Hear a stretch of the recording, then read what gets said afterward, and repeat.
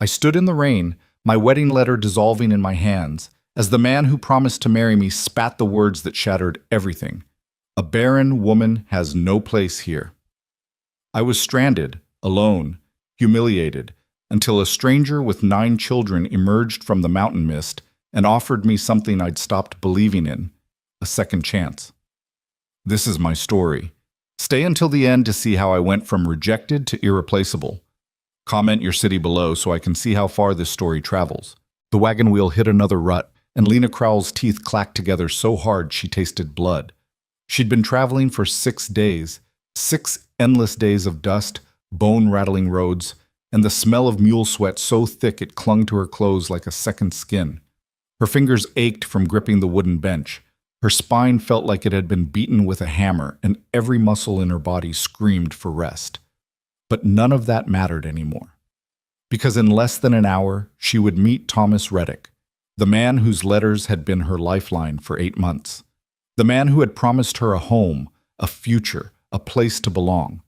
The man who had written, in his careful, slanted script, "A woman's worth isn't measured by what she can give, but by who she is. Come to me, Lena. I will honor you." She had read those words 100 times, 1,000. They were burned into her memory, a torch in the darkness that had swallowed her old life whole. "Almost there, miss," the wagon driver called over his shoulder. He was a weathered man named Cyrus, with a face like cracked leather and eyes that had seen too much of the world to be surprised by anything. "Reddick's place is just over that ridge." Lena's heart lurched. She smoothed down her travel-stained skirts, the best dress she owned, now wrinkled and spotted with mud. She'd tried to keep it clean, tried to preserve some shred of dignity for this moment, but the mountains didn't care about dignity. The mountains took everything and gave nothing back. Except, maybe, Thomas Reddick. Except, maybe, hope. The wagon crested the hill, and Lena saw it, a sprawling homestead nestled in a valley, with a sturdy log house, a barn, and fields that rolled out like a patchwork quilt. Smoke curled from the chimney, chickens scratched in the yard. It looked like everything she'd dreamed of, solid, permanent, real. "There he is," Cyrus said, nodding toward a figure standing on the porch. Lena's breath caught. Thomas Reddick was a tall man, broad-shouldered, with dark hair and a beard that shadowed his jaw. He stood with his arms crossed, watching the wagon approach with an expression Lena couldn't quite read. Not welcoming, not eager, something else. The wagon rolled to a stop. Cyrus set the brake and climbed down, offering Lena his hand. Her legs trembled as she stepped onto solid ground. Whether from exhaustion or nerves, she couldn't say. "Mr. Reddick," Cyrus called out, touching the brim of his hat. "Got your package from Kenton Valley, safe and sound, just like you paid for." Thomas Reddick didn't move. His eyes, cold, gray, like stones pulled from a frozen river, fixed on Lena with an intensity that made her skin prickle. "Mr. Reddick?" Lena's voice came out smaller than she intended. She cleared her throat, tried again. "It's me, Lena Crowell. I got your last letter, and I came as soon as... I know who you are." His voice was flat, empty, like a door slamming shut. Lena's smile faltered. I brought the things you asked for, the seeds and the fabric, and... Did you think I wouldn't find out?" The words hung in the air like a noose. Lena blinked. "Find out? I don't understand. Don't play stupid with me, woman." Thomas descended the porch steps, each footfall deliberate, heavy.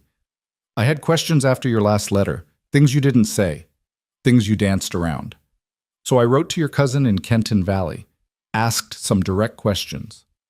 Ice flooded Lena's veins. "You wrote to Margaret?" "Damn right I did." He stopped 3 feet away, close enough that she could see the disgust twisting his features. "And she was real helpful.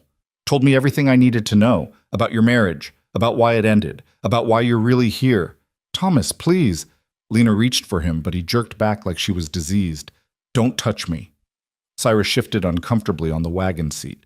"Listen, folks, maybe I should..." "You can go," Thomas snapped. "Your job's done." "Now hold on." Cyrus looked at Lena, concern creasing his weathered face. Miss Crowell paid for passage both ways if things didn't work out. That was the agreement. Things aren't working out. Thomas's jaw clenched. But that's not my problem. Lena's world tilted. What are you saying? He finally looked at her, really looked at her, and the contempt in his eyes was like a physical blow. I'm saying you lied to me. You let me believe you were a decent, honest woman looking for a fresh start. You never mentioned you were damaged goods. The words hit like a slap. Lena recoiled, her face burning. I never lied. You sure as hell didn't tell the truth. Thomas's voice rose, sharp enough to scatter the chickens. Your cousin told me everything. How your husband left you after 5 years because you couldn't give him children. How the doctors said you're barren as a salt flat. How you've been passed around from relative to relative like unwanted baggage because nobody knows what to do with a broken woman. Each word was a knife, precise and cruel. Lena's vision blurred. She couldn't breathe, couldn't think. I asked you in my letters, Thomas continued, relentless. I asked if there was anything I should know, anything that might affect our arrangement, and you wrote back. He pulled a crumpled letter from his pocket, shook it at her. You wrote back, I have nothing to hide. I come to you with an honest heart. Well, that was a damn lie, wasn't it? I didn't think, Lena's voice cracked. I didn't think it mattered. You said a woman's worth wasn't measured by what she can give. Thomas laughed, bitter and harsh. You really think I meant that? You think any man means that? He shook his head, disgust radiating from every line of his body. I need sons, Miss Crowell. I need heirs to work this land, to carry on my name. What good is a wife who can't provide that? You're useless to me. The world went very quiet. Somewhere a crow cawed. The wind rustled through the pine trees. Lena heard her own heartbeat, loud and painful in her ears. Please, she whispered, I have nowhere else to go. That's not my concern. Thomas, I sold everything. I used every penny I had to get here. If you turned me away, you should have thought of that before you deceived me. He turned his back on her, started toward the house. Cyrus, get her off my property. Now see here. Cyrus climbed down from the wagon, his face reddening.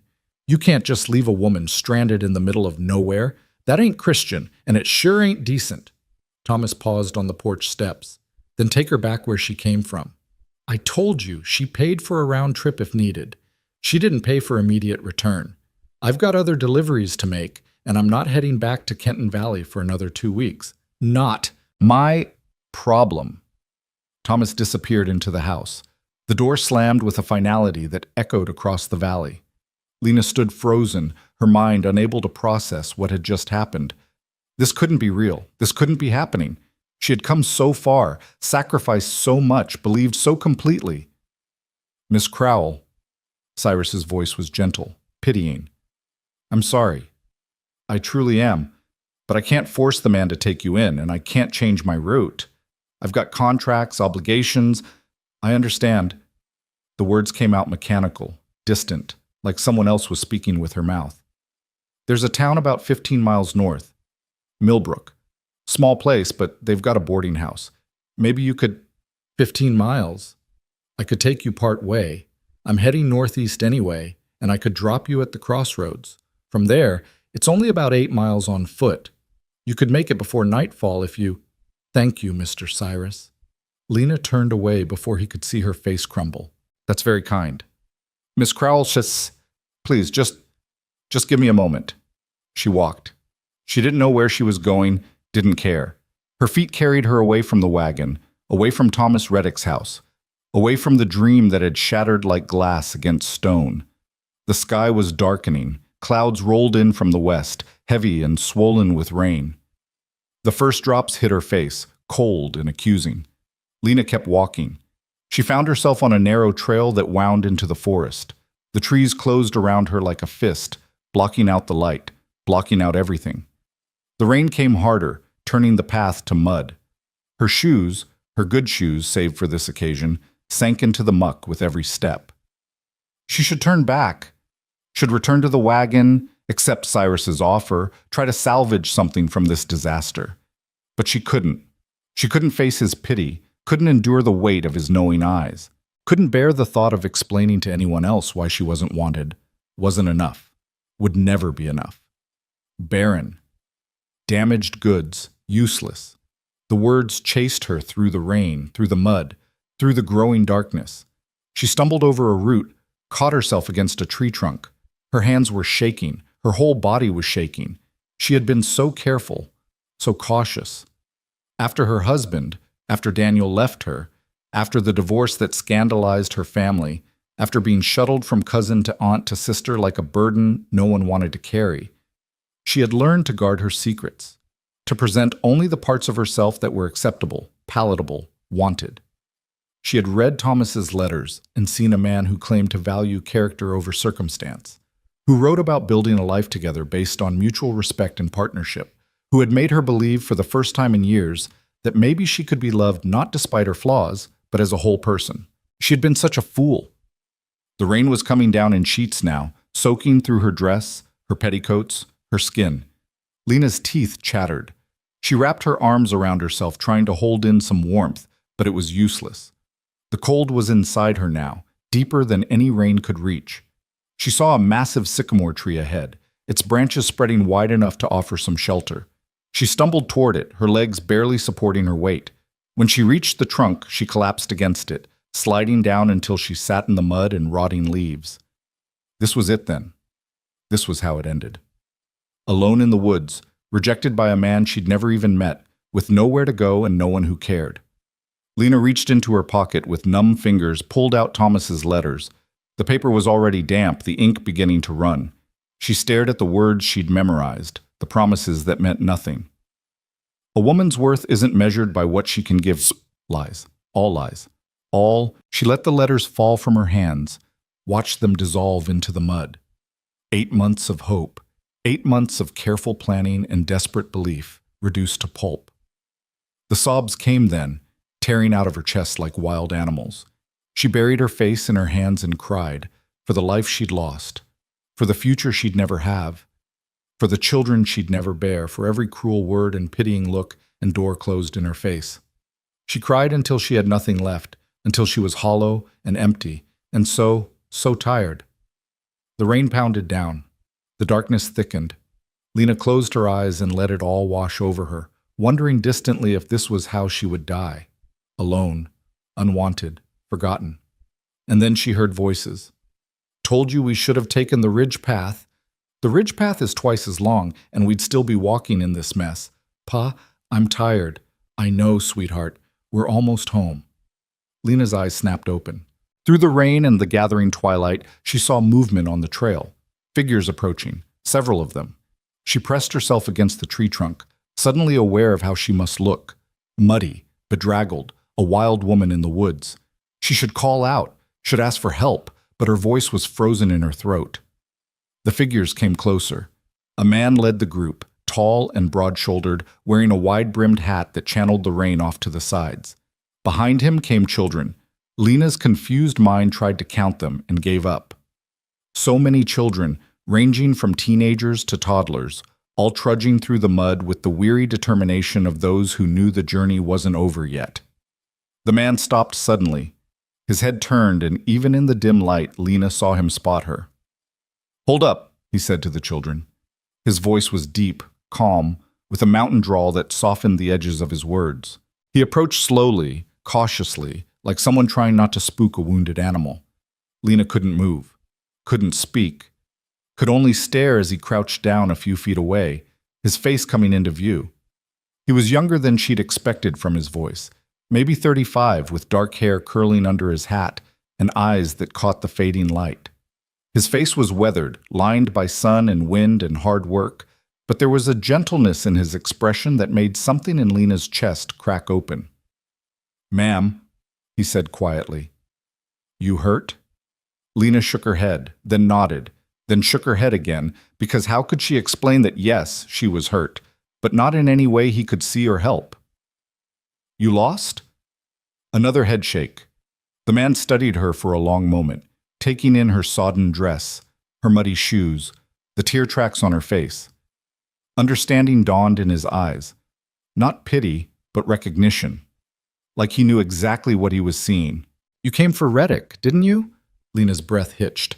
"How did you—" "Saw the wagon pass earlier. Reddick's been talking in town about his mail-order bride coming." The man's jaw tightened. "I'm guessing it didn't go well." Shame burned through Lena's chest. Even this stranger knew. Everyone would know. The woman who wasn't wanted wasn't enough. Wasn't— "Hey." The man's voice cut through her spiraling thoughts. "Whatever he told you, whatever reason he gave, it's not your fault. You hear me?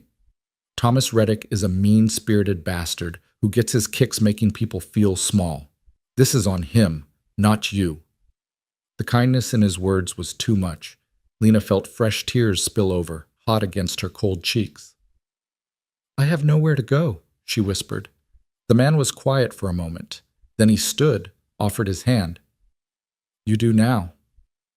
Lena stared at his hand like it was a snake. "What?" "I'm Jonas Hale.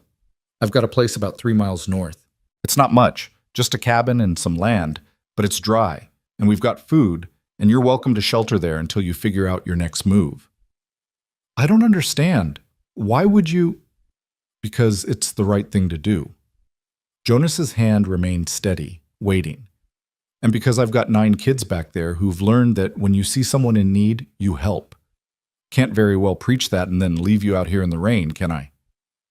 9 kids. The thought should have been absurd, overwhelming. Instead, it was the detail that made Lena's hand move, reaching up to grasp his.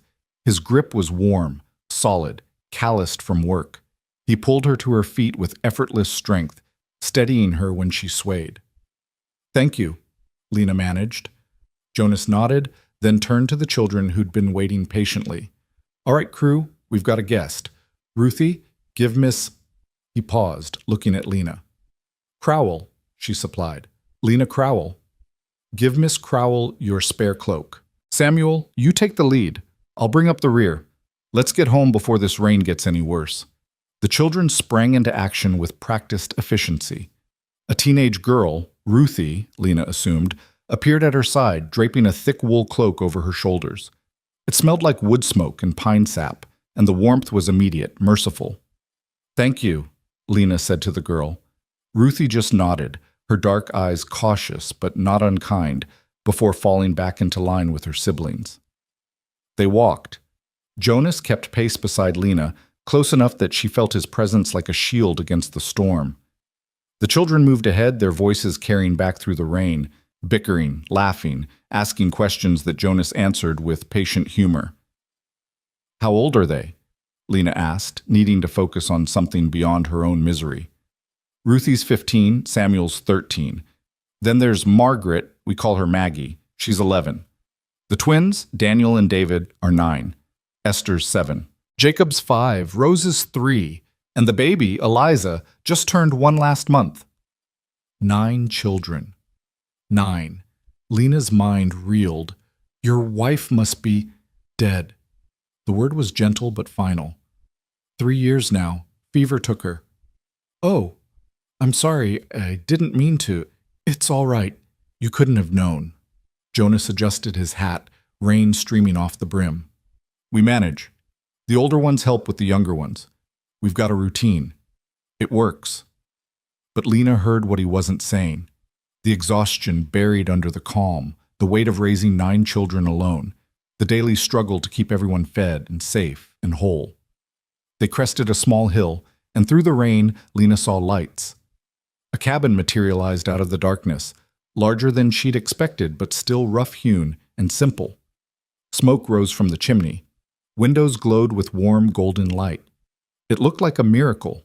The children surged ahead, whooping with relief as they reached the porch. Jonas guided Lena up the steps, opened the door, and ushered her into warmth. The cabin was chaos. Children everywhere, shedding wet clothes, tracking mud, talking over each other. A massive stone fireplace dominated one wall, crackling with a fire that chased away the chill. The space was cluttered but clean. Boots lined up by the door, coats on hooks, dishes stacked neatly on shelves. Lena stood just inside the doorway, dripping onto the floor, unsure what to do. "Ruthie!" Jonas called over the noise. "Help Miss Crowell get dried off. Find her something warm to wear. Yes, Pa. Ruthie appeared again, her long dark hair braided down her back. She gestured for Lena to follow. Come on, ma'am. We've got a spare room in the back. Lena followed the girl through the main room, past a long wooden table surrounded by mismatched chairs, past a ladder leading to a loft overhead, to a small room barely bigger than a closet. A narrow bed was pushed against one wall, a faded quilt folded at the foot. A single window looked out into the rainy darkness. It's not much, Ruthie said, her voice carefully neutral. But it's private. It's perfect. Thank you. Ruthie pulled a dress from a wooden chest at the foot of the bed. This was Ma's. Might be a little loose on you, but it's dry. She set it on the bed along with a towel. I'll give you some privacy to change. When you're ready, come back to the main room. Pa's probably starting supper. She left, closing the door quietly behind her. Alone for the first time in hours, Lena sank onto the bed. Her hands were shaking again, but not from cold, from the sheer impossibility of what had just happened. An hour ago, she'd been ready to give up, ready to let the rain and the darkness and the crushing weight of rejection swallow her whole. And now she was here, in a stranger's home, being offered shelter and kindness by a man who had no reason to help her. She didn't understand it, didn't trust it, but she was too tired, too broken to question it anymore tonight. Lena peeled off her sodden dress, her layers of wet petticoats, her ruined shoes. She dried herself with the towel, then slipped into the borrowed dress. It was simple, made of sturdy brown cotton, worn soft from years of washing. It did hang loose on her frame, but it was warm and dry, and that was all that mattered. She took a shaky breath, ran her fingers through her tangled hair, and opened the door. The main room had settled into a more organized chaos. Jonas stood at the stove, stirring something in a large pot. The older children were setting the table, while the younger ones played quietly near the fire. When Lena emerged, several pairs of eyes turned her way. Miss Crowell, Jonas said, glancing over his shoulder. You look warmer. Good. Supper's almost ready. Hope you like stew. Yes, thank you. Lena hovered uncertainly. Is there something I can do to help? Jonas looked at her for a long moment, something thoughtful in his expression. You know how to slice bread? Yes? Loaves are in that basket by the table, knives on the counter. We'll need enough for everyone. It was such a simple task, such a normal thing, but Lena felt something loosen in her chest as she moved to the counter. Her hands found the knife, the bread, the rhythm of slicing. Around her, the family continued their preparations, Jonas ladling stew into bowls, Ruthie pouring milk for the younger children, Samuel bringing in more firewood. They moved like a dance they'd performed 1,000 times, each person knowing their part, anticipating the needs of the others. Lena finished slicing the bread and brought it to the table. Jonas was already seating the children, youngest at one end where he could help them, oldest at the other where they could help each other. You can sit here, Jonas said, indicating a spot near the middle, between Maggie and Esther. Lena took her seat. Maggie, a serious-faced girl with her mother's dress and her father's dark hair, scooted over to make room. Esther, a tiny thing with wild curls and gaps in her teeth, stared at Lena with open curiosity. You're pretty, Esther announced. Esther, Ruthie warned from across the table. Mind your manners. But she is. Esther looked to Jonas for support. Isn't she, Pa? Jonas's lips twitched. She is, but Miss Crowell might not want to be stared at while she's trying to eat. Esther considered this, then turned her attention to her bowl with single-minded determination. Lena hid a smile, the first real smile she'd managed in days. Jonas bowed his head. The children followed suit, even the baby in her high chair going still. Lord, Jonas said, his voice quiet but clear, we thank you for this food, for this home, for each other. We thank you for keeping us safe on the trail today, and we ask your blessing on our guest, Miss Crowell, who's had a hard day and needs your comfort. Guide her path, whatever it may be. Amen. Amen, the children echoed. Lena's throat tightened. She couldn't remember the last time someone had prayed for her comfort, her path, her well-being. The meal was simple: venison stew with carrots and potatoes, thick slices of bread, fresh milk.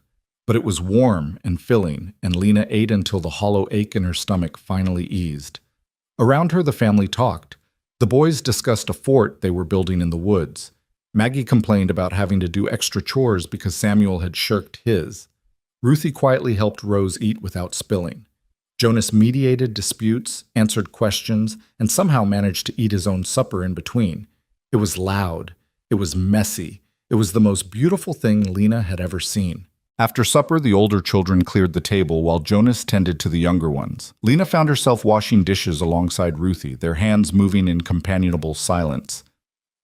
"Pa says you came for Mr. Reddick," Ruthie said eventually, her voice carefully neutral.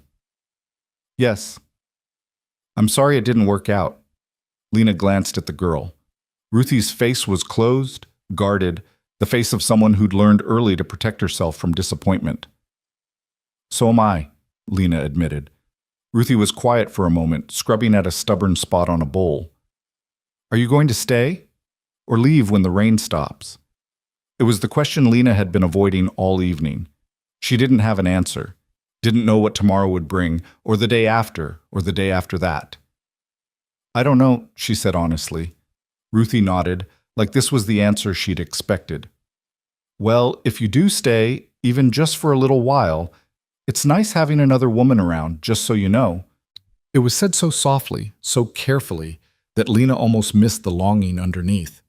This girl, barely 15, carrying the weight of a household on her shoulders, trying to be mother to her siblings, trying to be strong, trying to fill an impossible void. "It's nice being here," Lena said. "Just so you know." Ruthie's lips curved in the smallest of smiles before she ducked her head, focusing on the dishes again. By the time the kitchen was clean, the younger children were yawning.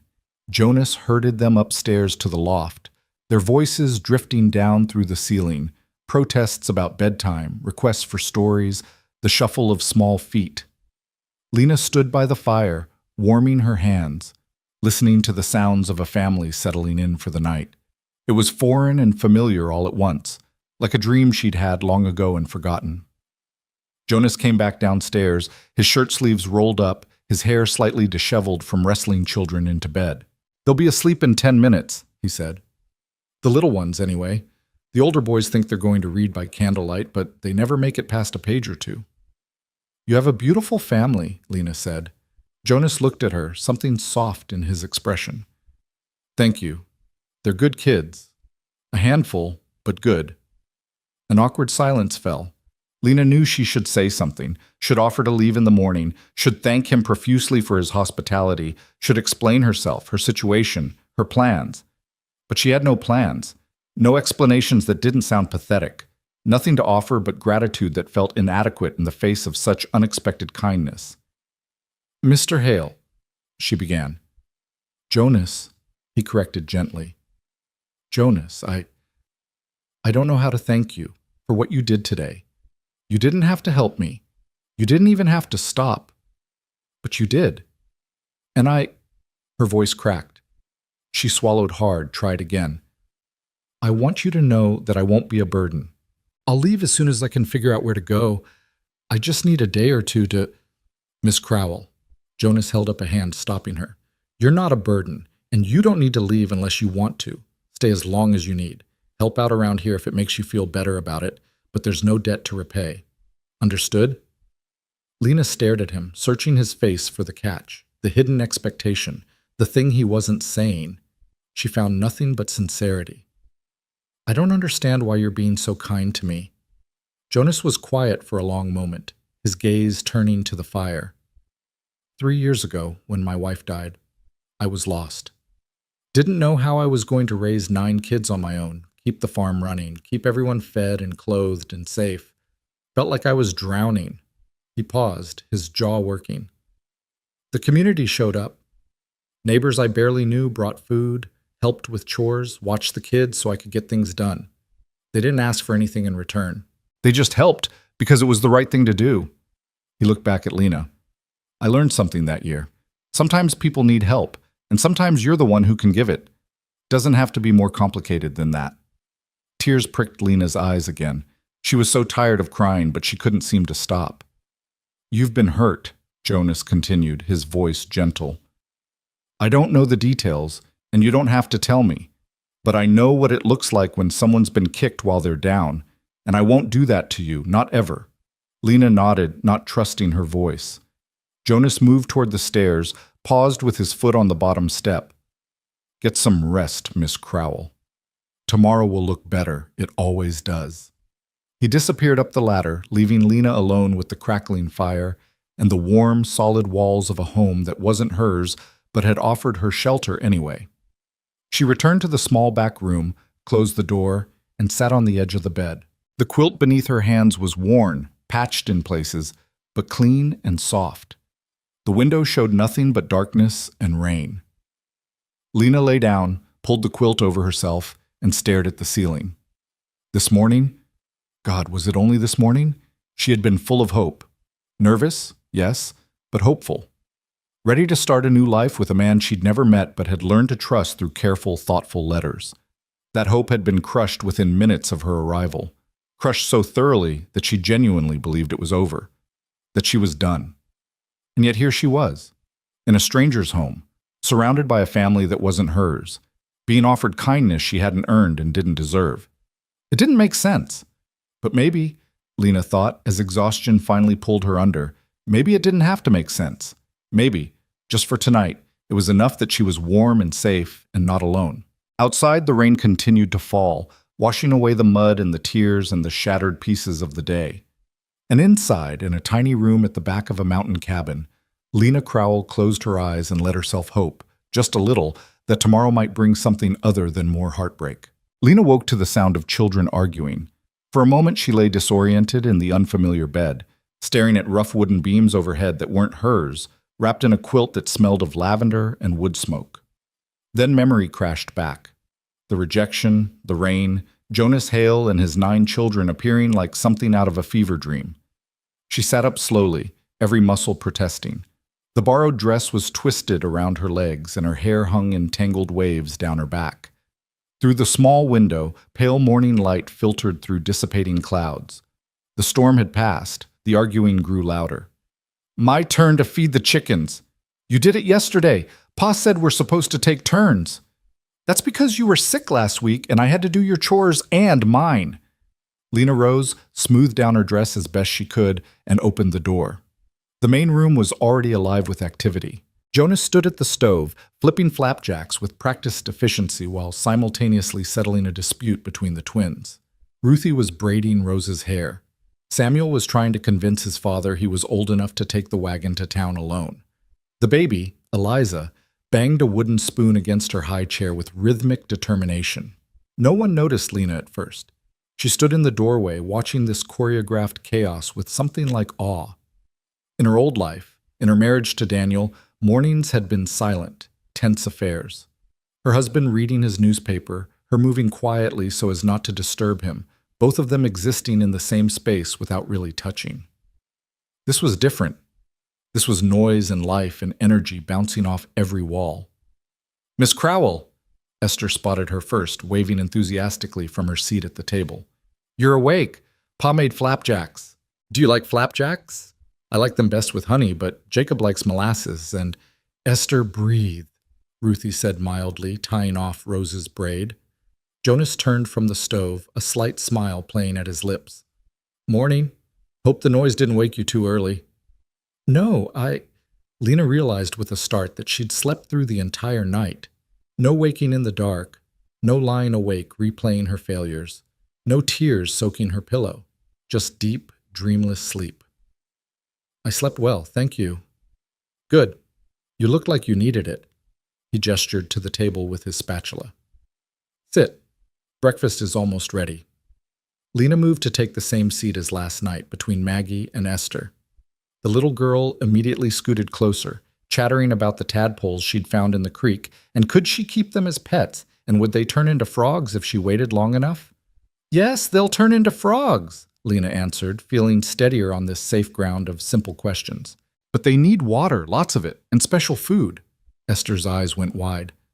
"What kind of special food?" "Algae, mostly, and tiny insects." "We have lots of insects." Esther bounced in her seat. "Jacob found a beetle yesterday that was this big." She spread her hands improbably wide. "It was not that big." Jacob protested from across the table. It was just a regular beetle.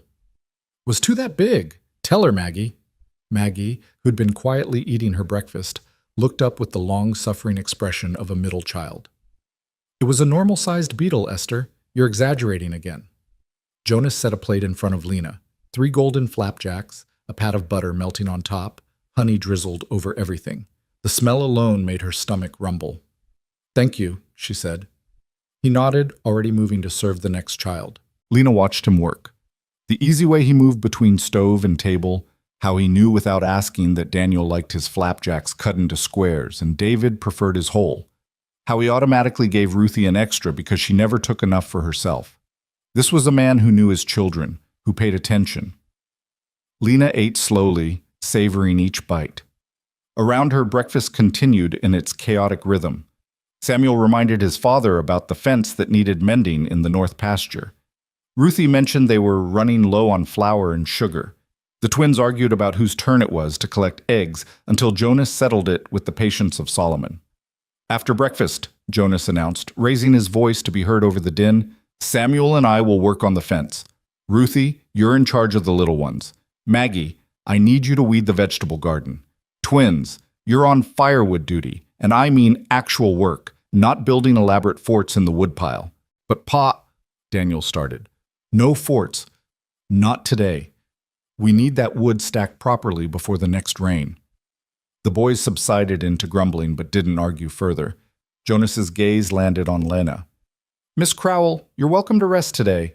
Get your bearings.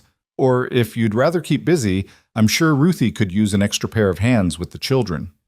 I'd like to help, Lena said immediately. The thought of sitting alone in that small room with nothing to do but think about her situation was unbearable. Whatever you need. Something approving flickered in Jonas's eyes. Ruthie? The girl looked up from cutting Rose's flapjacks into small bites. The washing needs doing, and Rose needs a bath. She got into the mud yesterday, and someone should probably check on the chickens because I heard them making a fuss earlier. I can do all of that, Lena offered. Ruthie's expression was carefully neutral, but Lena saw the relief underneath. This girl carried too much, too young. After breakfast, the family scattered to their various tasks. Jonas and Samuel headed out with tools and determined expressions. The twins trudged toward the woodpile with exaggerated reluctance. Maggie gathered her gardening supplies, and Ruthie herded the younger children, Esther, Jacob, Rose, and baby Eliza, into something resembling order. The washtub is out back, Ruthie told Lena. I already drew water this morning, but it'll need heating, and Rose... She turned to the 3-year-old who was already trying to escape toward the door. You need a bath, little miss. No arguments. Rose's lower lip jutted out. Don't want a bath. You're covered in mud from yesterday. You need a bath. No! Lena knelt down to Rose's level, remembering the tricks she'd learned with her nieces and nephews during those awkward years of being passed between relatives. What if we make it fun? We could use that nice soap that smells like flowers. And afterward you can help me feed the chickens. Rose considered this, her small face serious. The chickens are scary. They're only scary if you're scared of them, but if you're brave, they're actually quite nice. I'm brave, Rose declared, puffing out her chest. Then a brave girl shouldn't be afraid of a little bath, should she? Rose thought about this logic for a long moment, then sighed dramatically. Okay, but I want the flower soap. Deal. Ruthie stared at Lena with something like wonder. How did you... She never agrees that easily. Lena smiled. I had practice with stubborn children a long time ago. She didn't elaborate, and Ruthie didn't press. Instead, the girl showed Lena where everything was kept. The soap, the towels, the clean clothes for Rose. Then she disappeared with the other children, leaving Lena to manage the bath time battle alone. Except it wasn't a battle. Rose, true to her word, submitted to the bath with minimal fussing. Lena heated water, filled the small tub, and gently scrubbed away layers of dirt while Rose played with a wooden duck and talked nonsense about her imaginary friend who lived in the barn. His name is Mr. Whiskers, but he's not a cat, Rose explained seriously. He's a horse, a very small horse. I see. And does Mr. Whiskers like living in the barn? Yes, but he gets lonely sometimes. That's why I visit him. Lena's throat tightened. This little girl, who'd lost her mother so young had created a friend to keep her company in her loneliness. It was heartbreaking and resilient all at once. "Well, I'm sure Mr. Whiskers is very grateful for your visits," Lena said softly. After the bath, Lena dressed Rose in clean clothes and braided her damp hair. The little girl submitted to this with surprising patience, occasionally reaching up to touch the braid taking shape. "You do it different than Ruthie," Rose observed. "Different bad or different good?" "Just different," Rose paused. "I like it." Something warm bloomed in Lena's chest. Such a small thing, a child's approval, but it felt enormous. They checked on the chickens next. Rose held Lena's hand tightly as they approached the coop, her earlier bravado wavering. But Lena showed her how to scatter the feed, how to speak softly so as not to startle the birds, how to check for eggs in the nesting boxes. "Look!" Rose held up an egg with both hands, her face glowing. "I found one." "You did? Very good. Let's see if there are more." They found 6 eggs total, which Rose insisted on carrying back to the house herself, walking with exaggerated care so as not to break them. Ruthie met them at the door, Eliza balanced on her hip. "How did it go?" "Rose was very brave with the chickens," Lena reported. "And we found 6 eggs." Rose beamed with pride. "That's wonderful." Ruthie shifted Eliza higher. "Esther and Jacob are supposed to be reading their lessons, but I think they're actually building something with blocks. Would you mind checking on them while I get Eliza down for her nap?" "Of course." Lena found the children in the main room, surrounded by wooden blocks and open books they were clearly ignoring. They looked up guiltily when she entered. "We were just taking a break," Esther said quickly. "A very short break," Jacob added. Lena hid a smile. "What are you supposed to be reading?" Esther held up a primer. "Words. Boring words." "All words are boring when you're forced to read them," Lena agreed, settling into a chair nearby. "But some words tell stories, and stories are never boring." "The book doesn't have stories," Jacob said glumly. "Just the cat sat on the mat and stuff like that." "Well, that's because you're supposed to use those words to make your own stories." Lena leaned forward conspiratorially. "For instance, why did the cat sit on the mat?" Esther blinked. "Because that's what cats do?" "Maybe. Or maybe the cat was guarding a secret treasure hidden under the mat. Or maybe the mat was actually a magic carpet, and the cat was waiting for midnight when it would fly away to distant lands." Both children's eyes went wide. "Could we write that?" Esther asked. "Like a real story?" "Why not? You know the words. Now you just have to put them together in a way that's interesting." For the next hour, Lena helped the children craft elaborate stories using their simple vocabulary words. The cat on the mat became an adventurer. The dog that ran became a hero rescuing a lost child. The sun that shone became a magical source of power for a kingdom in trouble. The children were so engrossed they didn't notice Ruthie returning until she spoke. "I've never seen them so focused on lessons," she said, wonder in her voice. Lena looked up. "They're bright children. They just needed to see that learning could be fun." "Ma used to make games out of lessons," Ruthie said quietly. "I'd forgotten that.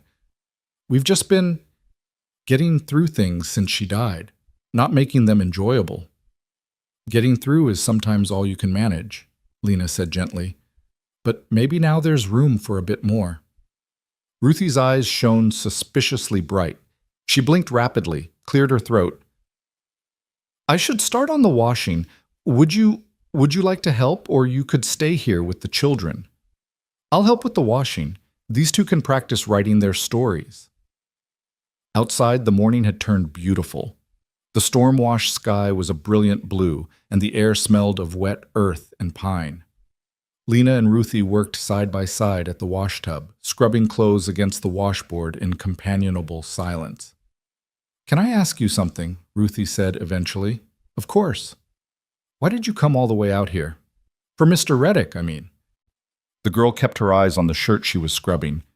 "It's just, you seem nice and smart. I would think you could have found someone closer to wherever you came from." Lena was quiet for a moment, choosing her words carefully. "I was married before. It didn't end well. After the divorce, I became inconvenient. My family didn't know what to do with me.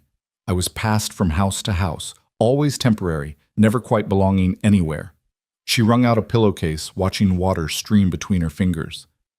Mr. Reddick's letters made me think I could belong somewhere, that I could build a new life, a real life, away from people who knew my past and judged me for it.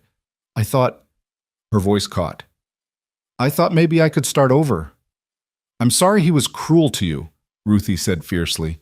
Everyone in town knows he's mean-spirited. He goes through hired hands like other people go through firewood because no one can stand working for him. I don't know why he even bothered looking for a wife. He wanted children, Lena said simply, and I can't give him that. Ruthie's hands stilled in the water. Is that what he told you? That you weren't good enough because you can't have babies? Yes. Ruthie's jaw clenched. That's the stupidest thing I've ever heard. There's more to being a woman than having babies. There's more to being a wife than that. The conviction in her voice made Lena's throat tight. Thank you for saying that. I'm not just saying it, I mean it. Ruthie attacked the washing with renewed vigor. My ma, she had all of us, obviously, but that's not what made her special. What made her special was how she loved us, how she made everything feel safe and warm, how she could fix anything with a song and a hug, how she knew exactly what each of us needed without us having to say it. Tears spilled down Ruthie's cheeks, though her hands never stopped working. And when she died, I tried to be that for everyone. I tried to be what she was. But I'm not her. I'm 15 years old and I'm tired all the time. And some days I want to scream because it's too much and I don't know how to do it all. And her voice broke. Lena immediately pulled the girl into her arms, holding her while she sobbed against her shoulder. Ruthie clung to her like a drowning person, and Lena's heart shattered for this child carrying a woman's burden. You're not supposed to do it all, Lena murmured. You're allowed to be 15. You're allowed to be tired. You're allowed to need help. But Pa needs me. The kids need me. I can't. Needing help doesn't mean you're failing. It means you're human. Lena pulled back just enough to look Ruthie in the eyes. Your father is a good man. He wouldn't want you carrying all of this alone. I know, but he's already carrying so much himself, the farm, the children, everything. I can't add to that. Oh, sweetheart. Lena tucked a strand of hair behind Ruthie's ear. You're not a burden to him. You're his daughter. And daughters aren't supposed to sacrifice themselves to make things easier for everyone else. Ruthie wiped her eyes roughly. I'm sorry. I don't know why I'm telling you all this. You're a guest, and I shouldn't. I'm glad you told me, and for what it's worth, I think you're doing an incredible job. But you don't have to do it alone anymore. Not while I'm here. Something cautiously hopeful flickered across Ruthie's face. How long will you be here? It was the same question Ruthie had asked last night, and Lena still didn't have an answer. She didn't know what came next, didn't know where she would go or what she would do. The future stretched ahead like unmapped territory. But looking at this girl, this brave, exhausted, fierce girl who'd opened up to her, Lena felt something shift inside her chest. I don't know, she admitted.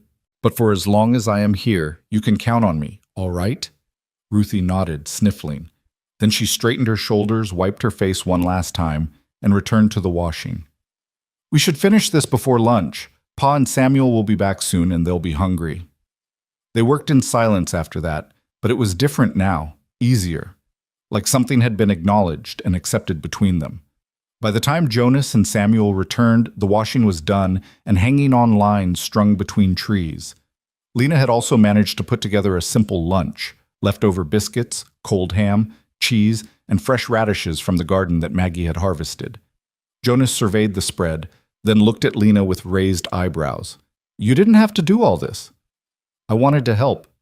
You said so yourself. I said you were welcome to rest. I've had enough rest. It was true. After months of being shuffled between relatives, of being made to feel like an imposition in every house she entered, it felt good to be useful, to contribute, to matter. The family gathered for lunch, and Lena found herself relaxing into the rhythm of it. The teasing between siblings, the way Jonas mediated disputes with quiet authority, the little ones vying for attention. It was messy and loud and imperfect. It was wonderful. Miss Crowell helped us write stories, Esther announced around a mouthful of biscuit. I wrote about a magic cat. And I wrote about a hero dog, Jacob added. Did you now? Jonas looked at Lena with interest. That's quite an accomplishment. They did all the work, Lena demurred. I just helped them see that they could. She made learning fun, Ruthie said, like Ma used to. A hush fell over the table. The children exchanged glances. Jonas went very still. Ruthie's eyes widened. I wasn't trying to say. It's all right. Jonas's voice was gentle. It's good to remember your Ma, to remember how she did things. That's not something to apologize for. He looked at Lena then, and there was something in his expression she couldn't quite name. Gratitude, maybe, or recognition. Thank you, he said simply, for helping today. It was my pleasure. After lunch, Jonas returned to his work, taking Samuel with him. The afternoon stretched ahead, filled with the endless small tasks that kept a household running. Lena threw herself into them, mending torn clothes, sweeping floors, helping Maggie in the garden, playing quiet games with the little ones, while Ruthie finally had a moment to herself. As the sun began its descent toward the mountains, Lena found herself in the garden, pulling weeds alongside Maggie. The girl worked with methodical precision, her small hands efficient and sure. Do you miss your old home? Maggie asked suddenly. Lena considered the question. Parts of it. I miss the familiarity, knowing where everything was, having a routine. But not the people? No, Lena admitted. Not most of them. Maggie was quiet for a moment, uprooting a stubborn dandelion. People used to look at us different after Ma died, like we were broken, like they felt sorry for us but didn't really want to get too close. That must have been hard. It was. Still is sometimes. Maggie sat back on her heels, squinting against the lowering sun. But Pa says feeling sorry for someone and actually helping them are two different things. Most people feel sorry. Not many people help. Your father is a wise man. He tries.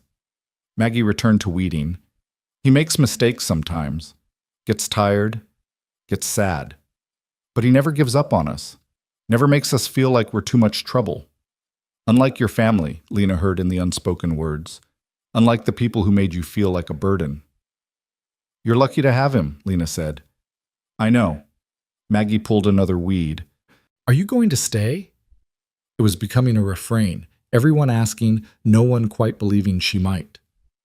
Would you like me to? Maggie shrugged with the studied nonchalance of an 11-year-old trying not to show she cared. It's nice having you here. You make Ruthie smile more. And Esther hasn't talked about missing Ma at bedtime since you came. Lena's chest tightened. That's only been 2 nights. Still, Maggie glanced at her sideways. You're different from the women who come to church and pat our heads and tell Pa they're praying for us. You actually do things. You notice things. Like what? Like how Jacob is left-handed but keeps trying to write with his right hand because that's how everyone else does it. Or how Rose only acts brave when she's scared. Or how Ruthie pretends she's fine when she's about to break. Maggie's voice dropped. You see us. Really see us. That doesn't happen much. Lena had to look away, blinking against sudden tears. She hadn't realized how much she'd been seeing, how closely she'd been paying attention. It had been instinctive, natural, the same way she used to watch her nieces and nephews, learning their quirks and fears and secret joys. Maybe this was what she'd been made for. Not bearing children, but nurturing them. Not creating life, but enriching the lives already here. Thank you for telling me that, Lena managed. They finished the weeding in comfortable silence as the sky turned gold and pink. When they returned to the house, arms full of vegetables, they found Jonas at the stove again, this time making some kind of soup. The little ones were playing quietly, worn out from the day, while Ruthie set the table. Thought I'd handle supper tonight, Jonas said when he saw Lena's surprised expression. You've been working hard all day. You should rest before the evening chaos hits. I don't mind helping. I know you don't, but I'm telling you to sit. He pointed at a chair with his wooden spoon. Sit. Lena sat. From her vantage point, she watched Jonas cook. He moved with the same competence he brought to everything else, checking the soup, cutting bread, tasting and adjusting seasonings. This was a man who'd learned by necessity, not choice, who'd had to become both mother and father to his children when tragedy struck. And he'd done it. Maybe not perfectly, maybe not without struggle, but he'd done it. His children were fed, clothed, loved. The house was chaotic but functional. No one was neglected or overlooked. "You're staring," Jonas said without looking up from the pot. Lena startled. "I'm sorry, I was just thinking." "About?" "About how capable you are. How you've built a good life here, despite everything." Jonas was quiet for a moment. "Doesn't always feel good. Some days it feels like I'm barely keeping my head above water, like one more thing will sink us all." "But you keep swimming. What else can I do?" He finally looked at her and his eyes were tired, bone tired, soul tired. "They're counting on me. Can't let them down." "You won't," Lena said with absolute certainty. "You're not the kind of man who lets people down." Something shifted in Jonas's expression, surprise maybe, or recognition, like he was seeing her clearly for the first time. "Neither are you," he said quietly. "The kind of woman, I mean." The moment stretched between them, weighted with something Lena couldn't name. Then Eliza started fussing, and Ruthie swooped in to pick her up, and the spell broke. Supper was the same chaotic affair as breakfast and lunch, but this time Lena felt part of it instead of separate from it. She knew now that Daniel liked his food cut into squares, and David didn't. She knew Esther would try to feed half her vegetables to Rose under the table unless watched carefully. She knew Maggie ate in silence but listened to every conversation. She was learning them. And they were learning her. After supper, after dishes, after the children were bathed and read to and tucked into bed, Lena found herself alone with Jonas again. They sat by the fire, the house finally quiet, the weight of the day settling over them like a blanket. "Thank you for today," Jonas said, "for helping, for being patient with the children, for—" He paused, searching for words. "For fitting in so easily. That's rare." "They're easy to love," Lena said simply. Jonas studied her face in the firelight. "Reddick's a fool." "What?" "For turning you away. For making you think you weren't enough." His voice was fierce, protective. "He's a fool, and you're better off without him." Lena's throat went tight. "You don't know me well enough to say that." "Don't I? I've watched you for 2 days now. I've seen how you are with children, patient, creative, genuinely interested in them as people. I've seen you work without complaint, help without being asked, adapt to a strange household like you've always been part of it." He leaned forward, elbows on his knees. "So yes, I do know enough to say Thomas Reddick is a fool, and whatever he told you about your worth was a lie." Tears spilled down Lena's cheeks before she could stop them. "He said I was damaged goods, useless, that no man would want a barren woman. Then he's not a man. He's a coward, hiding behind cruel words." Jonas's jaw clenched. A real man sees worth beyond biology, sees the whole person, not just what they can provide. And any man worth his salt would be damn lucky to have you. The words broke something open inside Lena, some last desperate grip on the shame and worthlessness that had defined her for so long. She covered her face with her hands and sobbed. Jonas moved to sit beside her, close but not touching. "I'm sorry. I didn't mean to make you cry." "You didn't. I mean, these are good tears, I think." Lena lowered her hands, tried to smile through the wetness. "No one's ever said anything like that to me before. Daniel certainly never did. He blamed me for everything, for not getting pregnant, for not being the wife he wanted, for disappointing him. And when he left, I believed him. I believed it was all my fault. It wasn't. I know that now. Logically, I know. But believing it here," she pressed a hand to her heart. "That's harder." "It takes time," Jonas said gently. "Healing always does." They sat in silence for a while, watching the fire burn down to embers. Lena felt wrung out but lighter somehow, like something poisonous had been lanced and drained away. "Can I ask you something?" she said eventually. "Anything." "Why did you stop? That first night, in the rain. You had 9 children with you. You were trying to get home before dark. You had every reason to just keep walking. Why did you stop for me?" Jonas was quiet for a long moment. "Because I saw myself 3 years ago. Lost, overwhelmed, not sure how to keep going. And I remembered how much it meant when people stopped. When they saw me struggling and chose to help instead of looking away. He glanced at her. I couldn't walk past you any more than I could have walked past my own reflection in a moment of need. I'm glad you stopped, Lena whispered. So am I. The fire popped, sending up a small shower of sparks. Upstairs, one of the children coughed in their sleep. The familiar sounds of the house settling for the night surrounded them. You know, Jonas said slowly, you're welcome to stay longer, much longer if you want. The children have taken to you and… He cleared his throat. It's nice having another adult around, someone who understands the work, who doesn't just visit and leave. Lena's heart raced.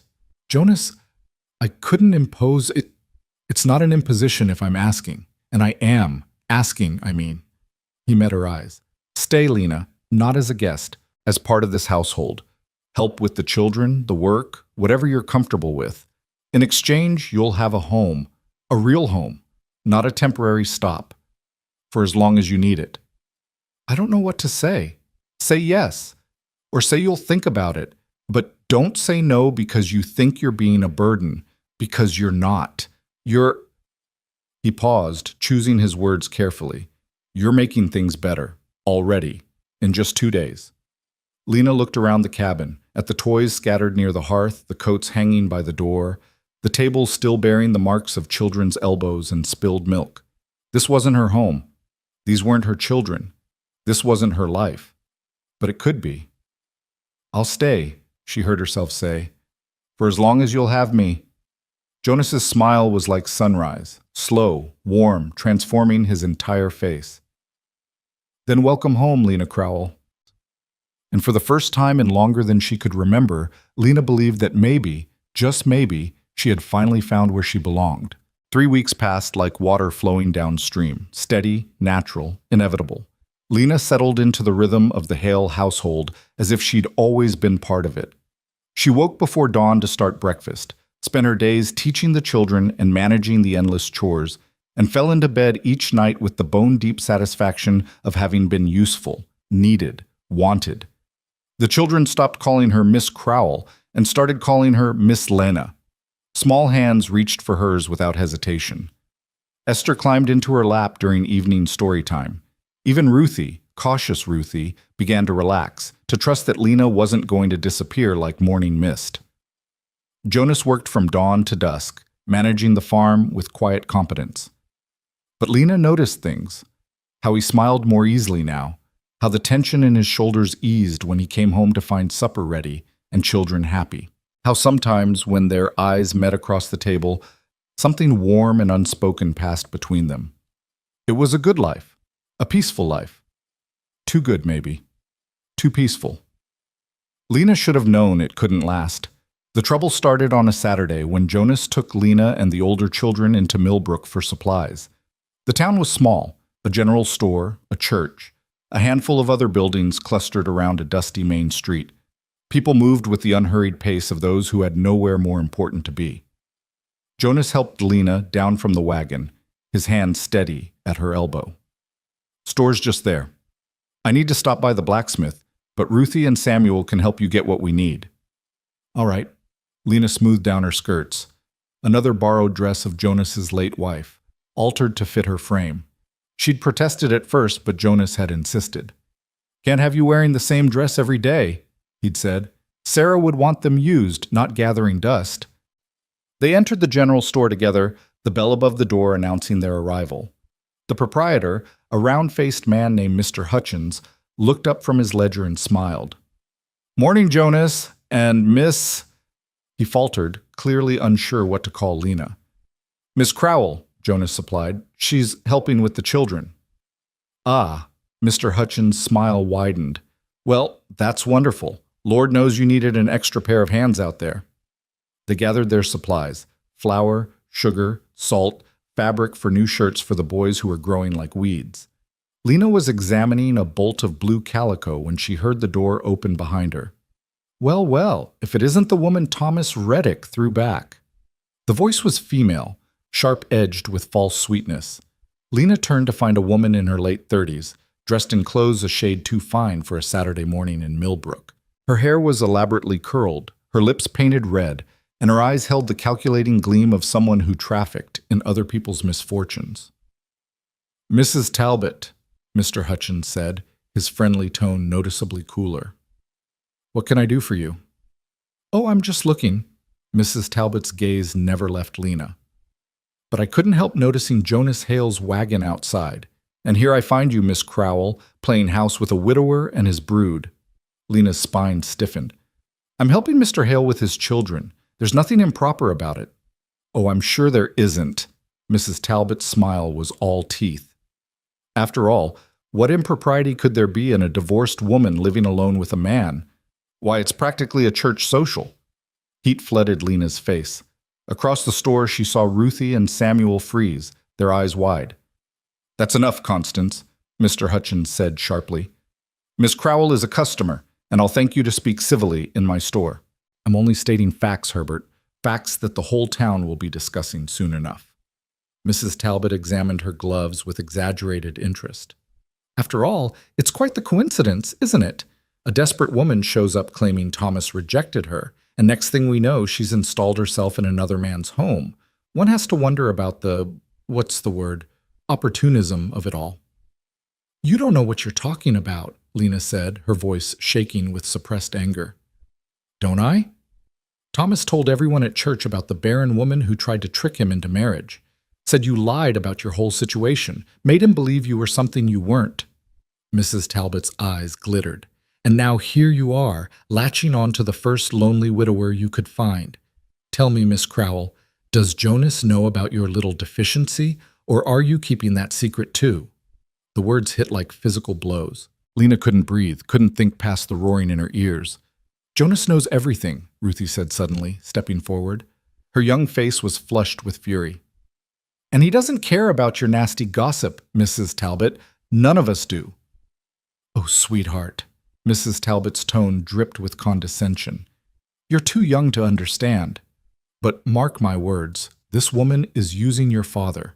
And when she's gotten what she wants, she'll move on to the next fool willing to take her in." "That's a lie." Samuel's hands were clenched into fists. "Miss Lena isn't like that." "Samuel, Ruthie." Lena reached for them, trying to calm the situation before it escalated further. The door banged open. Jonas strode in, taking in the scene with sharp eyes. "What's going on here?" "Jonas!" Mrs. Talbot's expression shifted to something resembling sympathy. "I was just expressing my concerns about your arrangement. As a friend, you understand. People are talking, and I thought you should know." "Let them talk." Jonas's voice was cold, flat. "What happens in my household is none of their concern. Or yours." "But Jonas, think of your children. What kind of example are you setting, taking in a woman of questionable character? A divorced woman, no less, who—" "Constance." The single word cut through her speech like a blade. "I'm going to say this once, and I suggest you listen carefully. Lena Crowell is a guest in my home, helping care for my children. There is nothing improper, nothing shameful, and nothing anyone needs to concern themselves with. If you have a problem with that, you can take it up with Reverend Matthews. I'm sure he'll be interested to hear about you spreading malicious gossip about a woman you don't even know." Mrs. Talbot's face mottled red. "Well, I was only trying to help." "You weren't. You were trying to cause trouble because that's what you do." Jonas stepped closer to Lena, a subtle but unmistakable positioning. "Now, if you'll excuse us, we have shopping to finish." He turned his back on Mrs. Talbot, a deliberate dismissal, and began gathering the supplies. "Ruthie, Samuel, help Miss Lena load these things. We're leaving." They worked in tense silence while Mrs. Talbot stood frozen, her mouth opening and closing like a landed fish. Finally, she spun on her heel and marched out, the door slamming behind her. Mr. Hutchins exhaled heavily. "I'm sorry about that, Jonas. Constance has always been a vicious gossip who makes herself feel important by tearing others down," Jonas finished. "I know. It's not your fault, Herbert." They loaded their purchases quickly. Lena's hands shook as she carried packages to the wagon, mortification burning through her veins. She'd brought this on Jonas, on his children. Her presence, her past, her failures, they were poisoning the peace he'd built. The ride home was silent. The children sensed the adults' moods and stayed quiet, even the little ones subdued. Lena stared at her hands, shame coiling in her stomach like a snake. When they reached the cabin, Jonas unhitched the horses while the children scattered to their chores. Lena moved to help unload supplies, but Jonas caught her arm gently. "Leave it. We need to talk." Dread filled her chest. "Jonas, I'm so sorry. I never meant to bring trouble to your door. If I'd known that woman would—" "This isn't about Constance Talbot." Jonas guided her to the porch steps, and they sat side by side. "This is about you thinking you're responsible for other people's cruelty." But she was right about some things. People will talk. About me living here, about my past, about— Let them talk. Jonas's voice was firm. "Lena, look at me." She raised her eyes to his. "I don't care what Constance Talbot thinks. I don't care what the whole town thinks. What matters is what's true. And the truth is that you've been a blessing to this family. The children adore you. The house runs smoother. Everyone's happier. Those are facts. Everything else is just noise." "But what about your reputation? The children's reputation? If people think there's something improper, then they're fools." Jonas's jaw set stubbornly. "There's nothing improper about helping each other. Nothing shameful about providing shelter to someone who needs it. And anyone who suggests otherwise can answer to me." Lena wanted to believe him, wanted to accept his words and let go of the shame eating at her. But she'd lived too long with judgment, with whispered condemnation, with being made to feel like her very existence was an imposition. "What did she mean about Thomas telling everyone?" Lena asked quietly. "About me being barren? About lying to him?" Jonas's expression darkened. "He's been running his mouth at church, telling anyone who'll listen about the deceitful woman who tried to trap him into marriage, making himself out to be the victim. Maybe he is. Maybe I should have told him." "Don't." Jonas's hand covered hers, warm and solid. "Don't you dare take on his shame. Whatever Thomas Reddick told people, whatever lies he's spreading, that's on him, not you." "But, Lena." Jonas waited until she met his eyes again. "There's something you should know, something I found out this week when I was in town talking to Doc Morrison." A chill ran down Lena's spine. "What?" "Thomas Reddick can't have children. Never could. Doc Morrison treated him years ago for an infection that left him sterile. The whole story about you being barren, about that being why he rejected you, it was all projection. He blamed you for his own inadequacy." The world tilted. Lena gripped the porch railing, her breath coming in short gasps. "What?" "He lied, Lena. He rejected you and publicly humiliated you to cover up his own shame. You weren't the problem. You never were." The information crashed over her like a wave, drowning out thought. All those years of believing Daniel when he said she was broken, all the shame, the guilt, the certainty that something fundamental was wrong with her. And now this. The man who'd confirmed her worst fears about herself had been lying the whole time. "I don't understand," she whispered.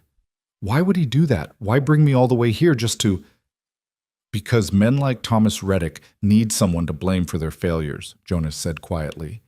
He probably did want a wife, someone to cook and clean and tend his house. But when he realized people might eventually figure out he couldn't father children, he needed a scapegoat. You were convenient. Rage bloomed in Lena's chest, hot and purifying. "He destroyed me, made me believe I was worthless, made the whole town think I was a liar and a fraud. And it was all to protect himself?" "Yes." Lena stood abruptly, pacing the porch. Her mind raced, piecing together the cruelty of it. Thomas's careful questions in his letters, fishing for information he could use. His cousin Margaret's betrayal, sharing Lena's private struggles. The calculated humiliation in front of Cyrus, ensuring there would be a witness to spread the story. It had all been planned, deliberate, malicious. "I want to confront him," she said. "I want to march over there and tell him exactly what I think of him and his lies." "I understand that, but confronting him won't change anything. He'll just deny it or twist it around somehow." "Then what am I supposed to do? Just let him keep spreading lies about me?" Jonas was quiet for a moment. "We could talk to Reverend Matthews, explain the situation. The Reverend has influence in this community. If he knows the truth, and what good will that do, Mrs.? Talbot was right about one thing. People love gossip more than truth. Even if the Reverend believes me, half the town won't. Maybe not at first, but truth has a way of winning out eventually. Lena wanted to believe that, wanted to think justice and truth mattered more than lies and gossip, but experience had taught her otherwise. Before she could respond, Ruthie appeared in the doorway. "Pa, Miss Lena, there's someone coming up the road." Jonas stood, his expression shifting to something wary. "Expecting anyone?" "No." They moved to the yard as a horse and rider came into view. The man was middle-aged, dressed in a fine suit that marked him as someone from the city, not a local farmer. He dismounted with practiced ease, tying his horse to the fence post. "Mr. Hale." His accent was refined, educated. "My name is Reed Mercer. I'm looking for a woman named Lena Crowell. I was told she might be here." Every muscle in Lena's body turned to ice. Reed Mercer. The name from her nightmares, the man she'd spent 2 years running from. Jonas must have seen something in her face because he stepped slightly in front of her, a subtle but protective gesture. "Who's asking?" Reed's smile was pleasant, practiced. "I'm a business associate of Miss Crowell's late husband. I heard she was in the area and wanted to pay my respects, see how she's faring." It was a lie. Every word a lie wrapped in civilized courtesy. "I'm faring well, Mr. Mercer," Lena said, forcing her voice steady. "Thank you for your concern. Now, if you'll excuse us..." "Surely you can spare a few moments for an old friend." Reed's eyes, cold, calculating eyes that had never held anything resembling friendship, fixed on her. "It's been so long, Lena. I've been worried about you. I don't recall us being friends." Lena's hands were shaking. She clasped them behind her back so he wouldn't see. Now, no need to be hostile. I simply want to talk." Reed glanced at Jonas. "Perhaps somewhere private?" "Anything you have to say can be said right here," Jonas said flatly. Reed's pleasant expression flickered, revealing something harder underneath. "Mr. Hale, I appreciate your hospitality to Miss Crowell, but this is a private matter, between old acquaintances. She's not going anywhere with you. I wasn't aware Miss Crowell needed a keeper." Reed's tone sharpened. "Or has she misrepresented her situation to you as well? It seems to be a pattern with her." "You need to leave," Jonas said. "Now." Reed made no move toward his horse. Instead, he looked past Jonas to Lena, his gaze invasive, possessive. "You can't run forever, Lena. Sooner or later, we need to settle accounts. The money you took..." "I didn't take anything that wasn't owed to me." The words burst out before Lena could stop them. "Daniel left me with nothing. Nothing. Those items I sold were mine, gifts from my family, and I had every right." "That's not how Daniel's family sees it. They consider those heirlooms stolen property." Reed's smile was cold. "Of course, we could settle this quietly, if you were reasonable." The threat hung in the air, barely veiled. Jonas moved fully between them. "I think I've heard enough. You've got 10 seconds to get on that horse before I help you onto it. And trust me, you won't like my methods." For a long moment, Reed didn't move. Then he smiled, a slow, dangerous smile that made Lena's skin crawl. "Very well. I can see this isn't the time for reasonable discussion." He mounted his horse with deliberate slowness. "But this conversation isn't over, Lena. We will talk, soon." He rode away, and Lena felt her knees buckle. Jonas caught her, steadying her as she struggled to breathe. "Who was that?" Jonas's voice was tight with suppressed anger. "Daniel's business partner. At least, that's what he claimed to be." Lena's voice shook. "He was always around during our marriage. Always finding excuses to visit, to talk to me alone. Daniel encouraged it, said Reed was a valuable connection. But I knew there was something wrong about him." "Did he hurt you?" "Not physically, but he watched me. Made comments about what I wore, how I looked, where I went. After Daniel left, Reed started showing up at my family's houses, offering to help me, suggesting I could stay with him, that he'd take care of me if I was grateful." The words tasted like ash. "When I refused, he got angry, started making accusations, claiming I'd stolen from Daniel, that I owed the family money. It was all lies, but he had lawyers, resources. I had nothing." "So you ran?" "Yes. I liquidated what little I had left and came west.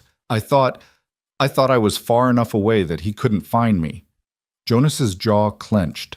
He followed you here, all this way. It's not about me. It's about control.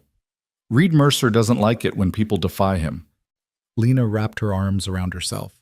I should leave before he brings real trouble to your door. Absolutely not. Jonas, you don't understand. Reed is dangerous, not in an obvious way, but he has connections, money, power. He can make life very difficult for people who cross him. Then he'll find I'm not as easy to intimidate as he thinks. Jonas's voice was steel wrapped in velvet. You're not facing this alone, Lena. Not anymore. You can't fight this for me. Watch me. Before Lena could argue further, Ruthie called from the house. Pa! Miss Lena! Reverend Matthews is here. Jonas and Lena exchanged glances. Did you send for him? Lena asked.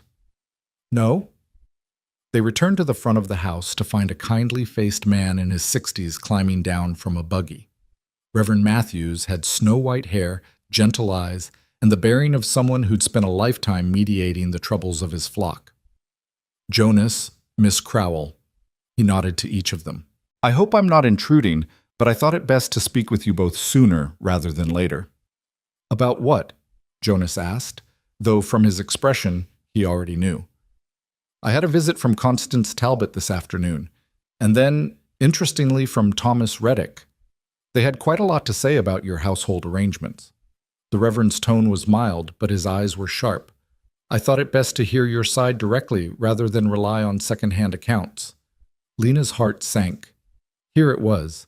The judgment she'd been dreading, the condemnation that would force her to leave this family she'd come to love.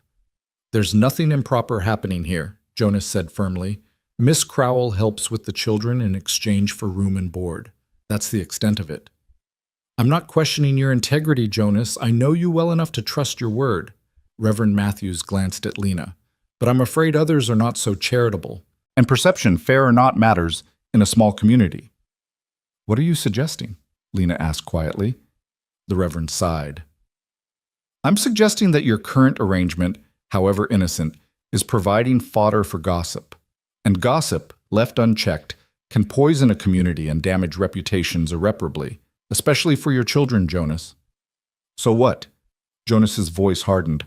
I'm supposed to turn away someone who needs help because people might talk? That doesn't sound very Christian to me, Reverend. I'm not suggesting you turn her away. I'm suggesting you consider making the arrangement more official. Silence fell over the yard. Official how? Jonas asked slowly. Reverend Matthews looked between them. Marriage, Jonas.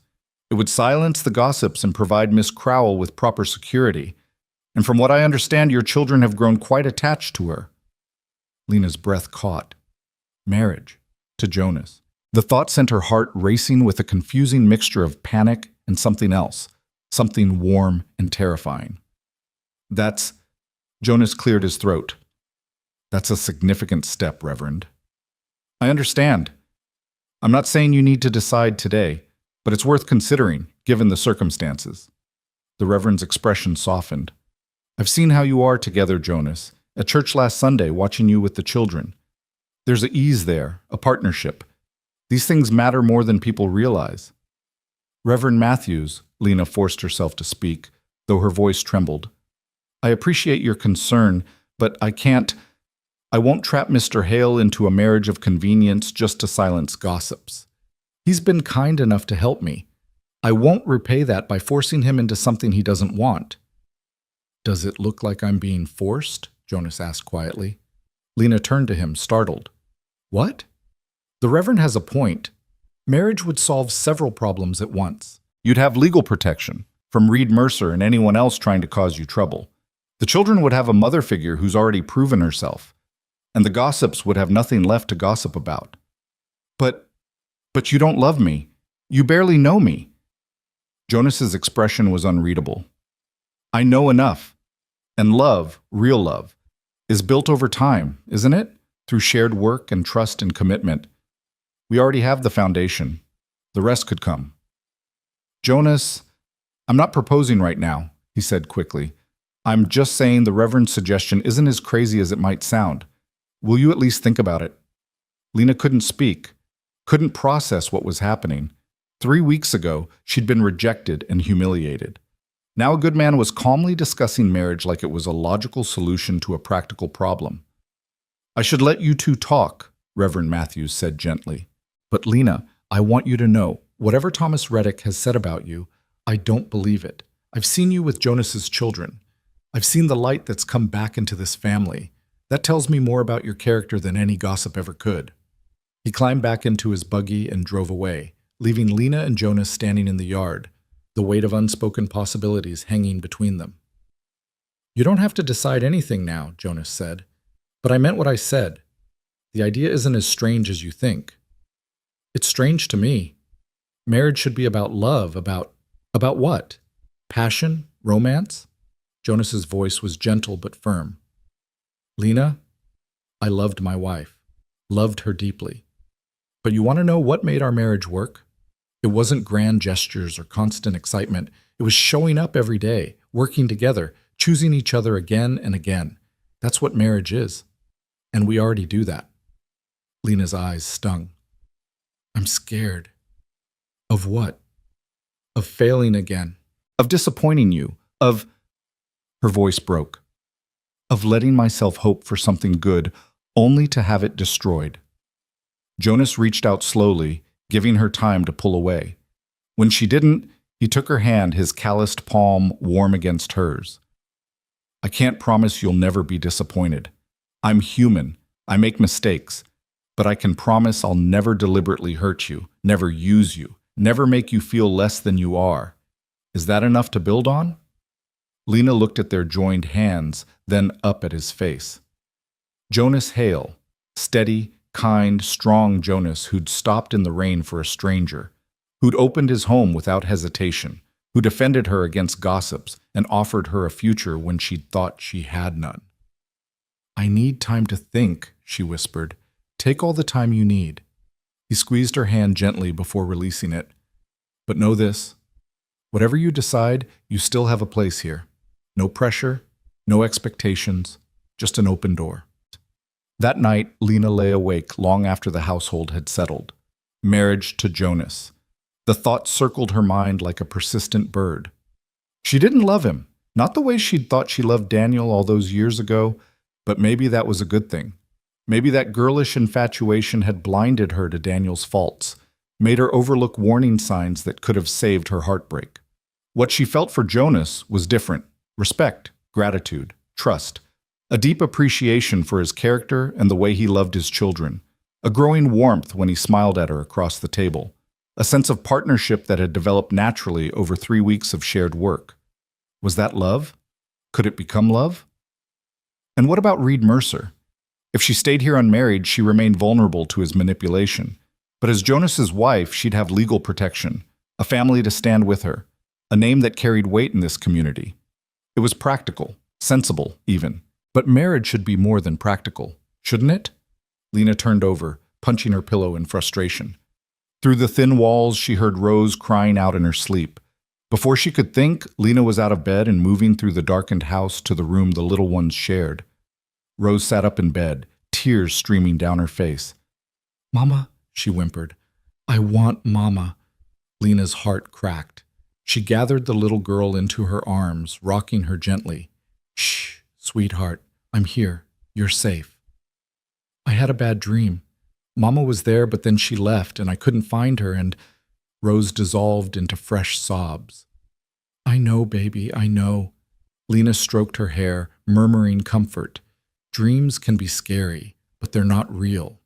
You're here, safe and sound. Will you stay until I fall asleep?" "Of course." Lena held Rose until her breathing evened out and she drifted back into sleep. Then she gently laid her down, tucking the blankets around her small form. When she turned to leave, Jonas was standing in the doorway. "You're good with them," he said softly. "With all of them." "They're easy to love." Jonas stepped into the room looking down at his sleeping daughter. Rose doesn't remember her mother well. She was so young when Sarah died. Sometimes I wonder if she's mourning the idea of having a mother more than the actual person. Both are valid to mourn. "I know." Jonas turned to Lena, "but it made me realize something. These children need a mother, Not just someone to cook and clean, but someone who'll hold them when they cry, who'll make their lessons fun, who'll see them for who they are and love them anyway. He paused. They need you, Lena. Jonas, I'm not trying to manipulate you. I'm stating a fact. In 3 weeks, you've become essential to this family. We need you. I need you. His voice dropped. Not just as a helper, as a partner, as someone I can count on when the days are hard and the work seems endless. As someone who understands what it takes to keep all of this, he gestured around from falling apart. Lena's vision blurred. I'm scared, she admitted again. So am I. But maybe that's okay. Maybe being scared means we're taking it seriously, that we understand what we're building could matter. They stood in the dim room, their sleeping children around them, the weight of the decision pressing down like a physical thing. And in that moment, Lena realized something.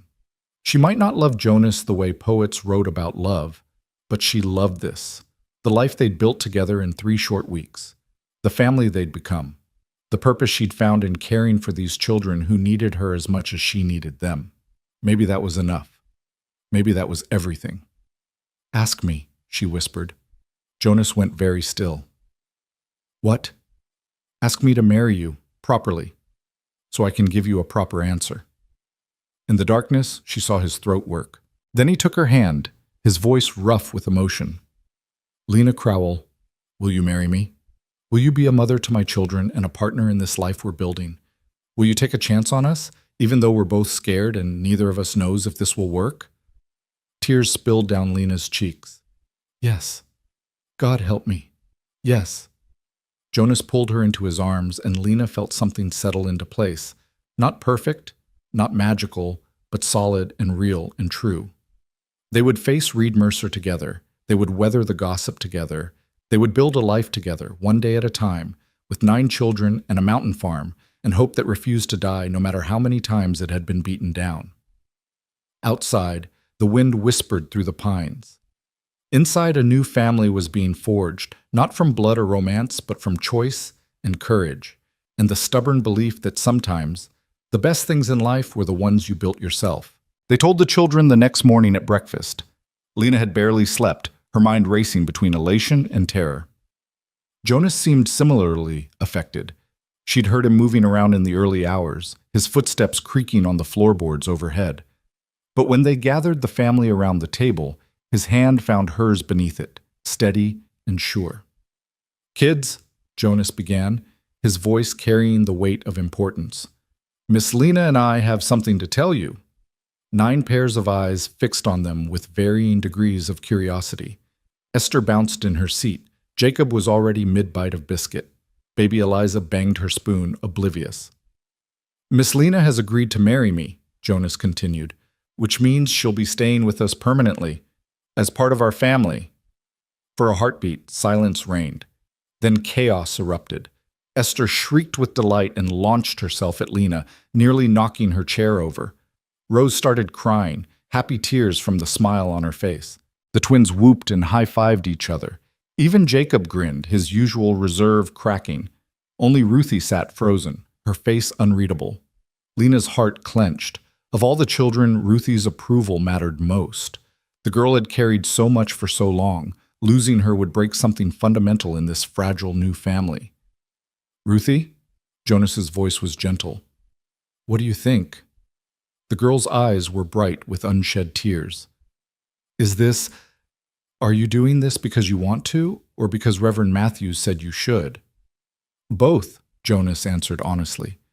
The Reverend made me think about what I already knew, that Lena fits here, that we're better together than apart, that I want her to stay, not as a guest or a helper, but as my wife. Ruthie's gaze shifted to Lena. And you? Are you sure? Because if you're just doing this because you don't have anywhere else to go, I'm sure, Lena interrupted softly. I could find somewhere else. I could go to that boarding house in town, find work, build a different life. But I don't want to. I want to be here, with all of you. Something in Ruthie's expression crumbled. She stood abruptly, crossed to Lena, and threw her arms around her neck. I'm glad, she whispered fiercely. I'm so glad. Lena held the girl tight, blinking back tears. Over Ruthie's shoulder, she saw Jonas watching them with an expression so tender it made her chest ache. "When's the wedding?" Samuel asked practically. "Do we have to dress up?" "Soon," Jonas said. "And yes, you'll dress up. We'll do it simple, just family and a few witnesses at the church. Nothing fancy." "Can I pick flowers?" Esther was already planning. "For your hair, Miss Lena? Mama always said flowers make everything prettier." "I'd love that," Lena managed around the lump in her throat. The meal dissolved into excited chatter as the children planned and plotted. Only Maggie remained quiet, watching Lena with those two serious eyes. After breakfast, while the others scattered to their chores, Maggie approached Lena at the wash basin.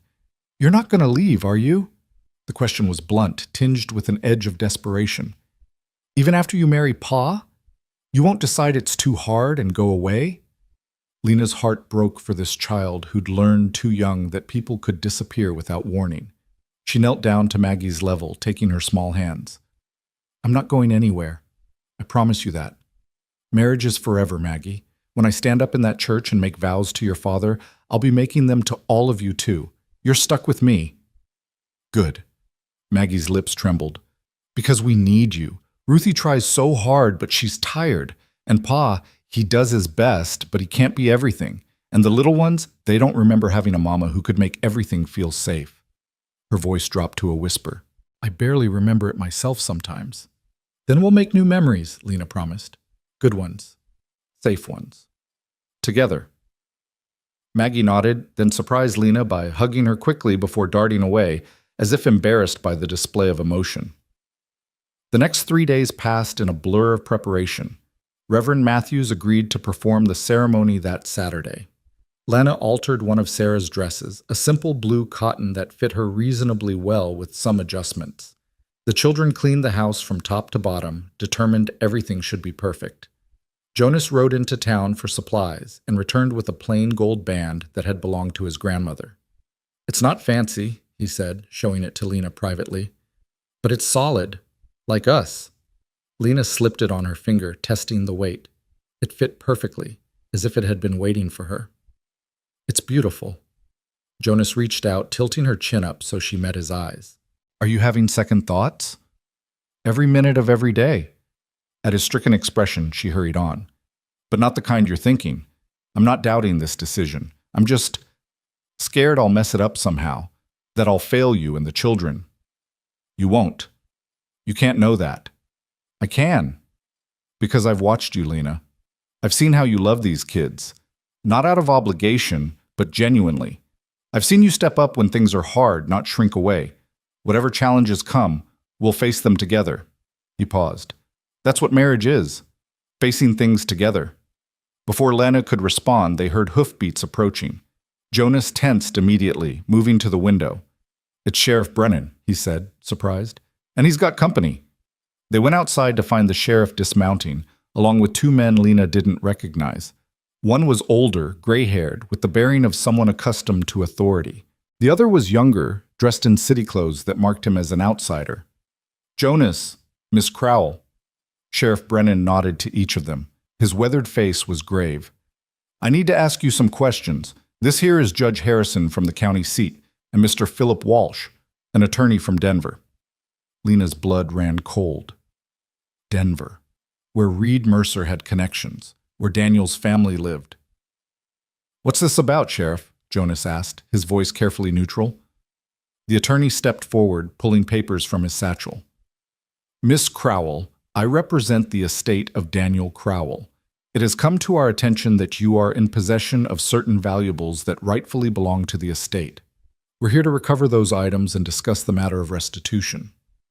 "I don't have anything that belongs to Daniel's estate," Lena said, forcing her voice steady. "Everything I took when I left was legally mine, gifts from my own family, personal items, nothing more." "That's not what we've been told." Walsh consulted his papers. "According to Mr. Reed Mercer, who witnessed the dissolution of your marriage, you removed a pearl necklace valued at $500, a set of silver candlesticks worth $300, and various other heirlooms totaling approximately $2,000 in value." "That's a lie!" Lena's hands clenched into fists. The pearls were from my grandmother. The candlesticks were a wedding gift from my aunt. Reed Mercer is twisting the truth because I refused his advances. Walsh's expression didn't change. Do you have documentation proving ownership of these items? No, they were gifts. Family doesn't typically provide receipts for. Then we have a problem. Mr. Mercer has provided sworn testimony that these items belong to your former husband. In the absence of proof to the contrary, we must assume his testimony is accurate. This is ridiculous, Jonas interjected. You're taking the word of a man who's been stalking Miss Crowell across state lines, who showed up at my property making threats. Are you accusing Mr. Mercer of misconduct? Judge Harrison spoke for the first time, his voice carrying judicial weight. I'm saying he has ulterior motives for these accusations, Jonas said carefully. Motives or not, the law is clear. If Miss Crowell cannot prove ownership of the items in question, she may be liable for theft. Walsh turned back to Lena. Where are these items now? Lena's mind raced. She'd sold most of her possessions to fund her journey west. The pearls had gone to a jeweler in Kansas City, the candlesticks to a pawnbroker in St. Louis. All of it converted to cash that had paid for wagon passage, supplies, the endless expenses of survival. I sold them, she admitted. Months ago. I needed the money to live. So you've already disposed of stolen property. Walsh made a note. That complicates matters significantly. They weren't stolen. Lena's voice rose. This is all Reed Mercer's doing. He's using Daniel's family to harass me because I refuse to. She couldn't finish, couldn't bring herself to say the words in front of the sheriff and the judge. Jonas moved closer, a wall of support at her back. What exactly are you here to do, gentlemen? We have a warrant for Miss Crowell's arrest on charges of theft, Judge Harrison said heavily. She can come voluntarily, or the sheriff can compel her. Either way, she'll need to return to Denver to face these charges. No. The word came out flat, final. She's not going anywhere. Mr. Hale, I understand your protective instinct, but the law is being manipulated by a man with money and connections to persecute a woman who's done nothing wrong. Jonas's voice was steel. I won't stand by and watch it happen. Sheriff Brennan cleared his throat uncomfortably.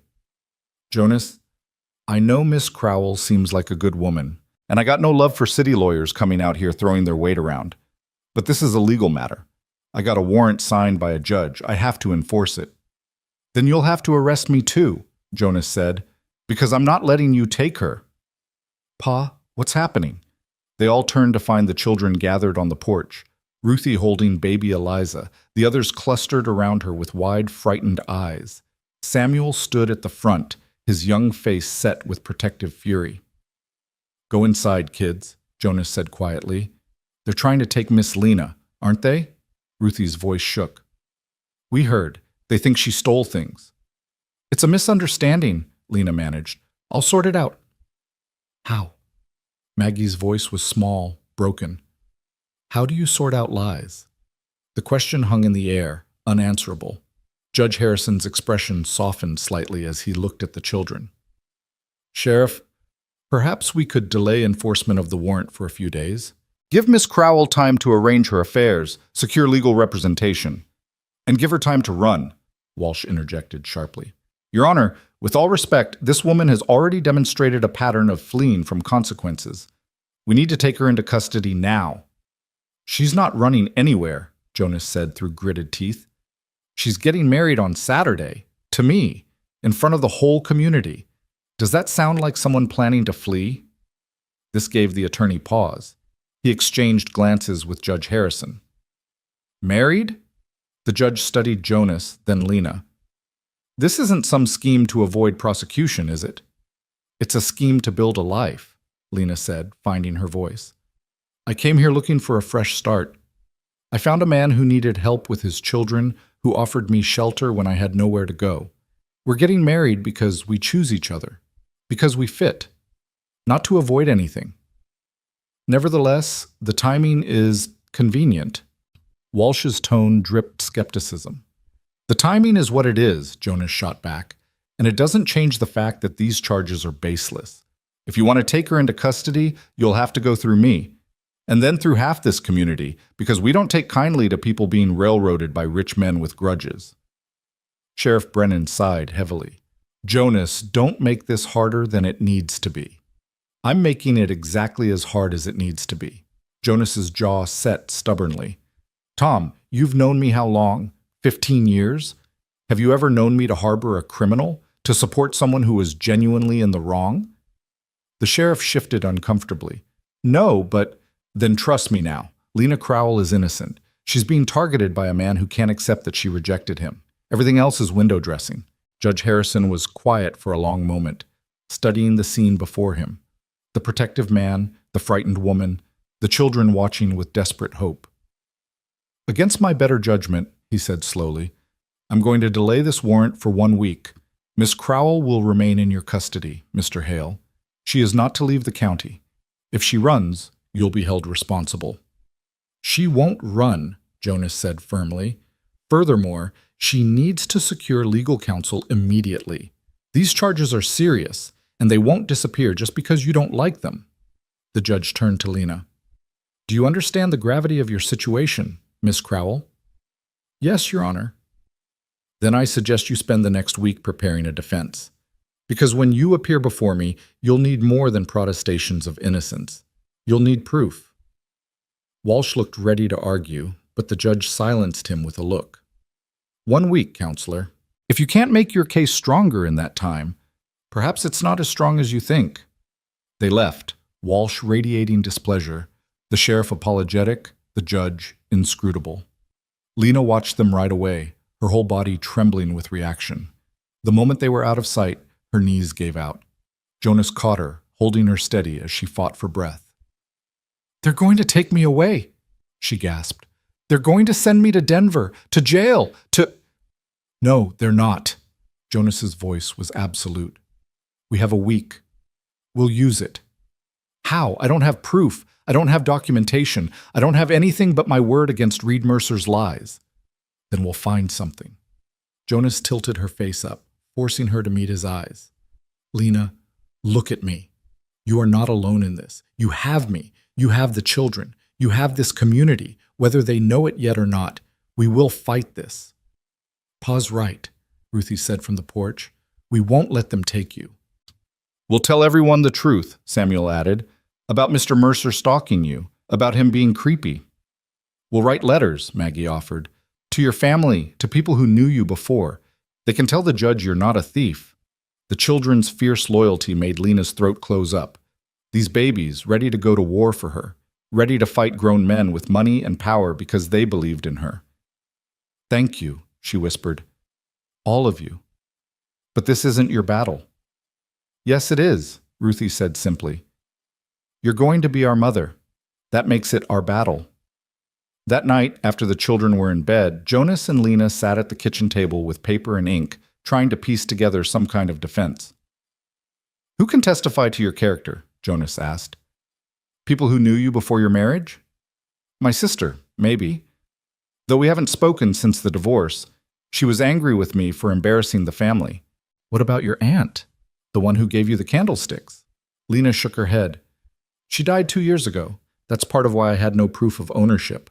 All the people who could vouch for those being gifts are either dead or have cut me off. That's awfully convenient for Reed Mercer. I think he knows exactly what he's doing. He waited until I was isolated, until there was no one left to defend me.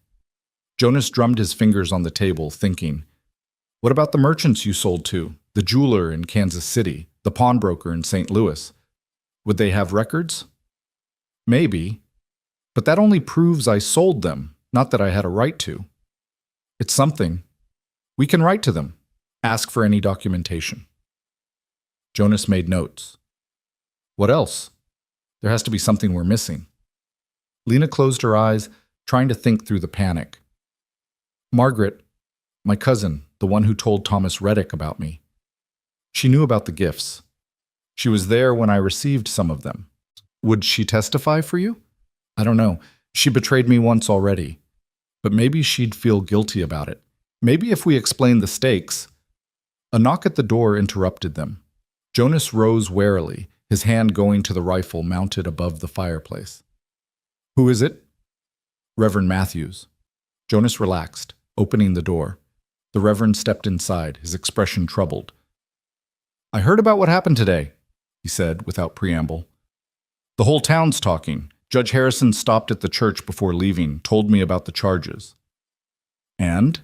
Jonas's voice was tight. "Are you here to tell us the wedding's off? That we're too scandalous for your church?" "Jonas Hale, you know me better than that." The Reverend's voice was reproachful. "I'm here to help." Lena looked up, hope flickering. "How?"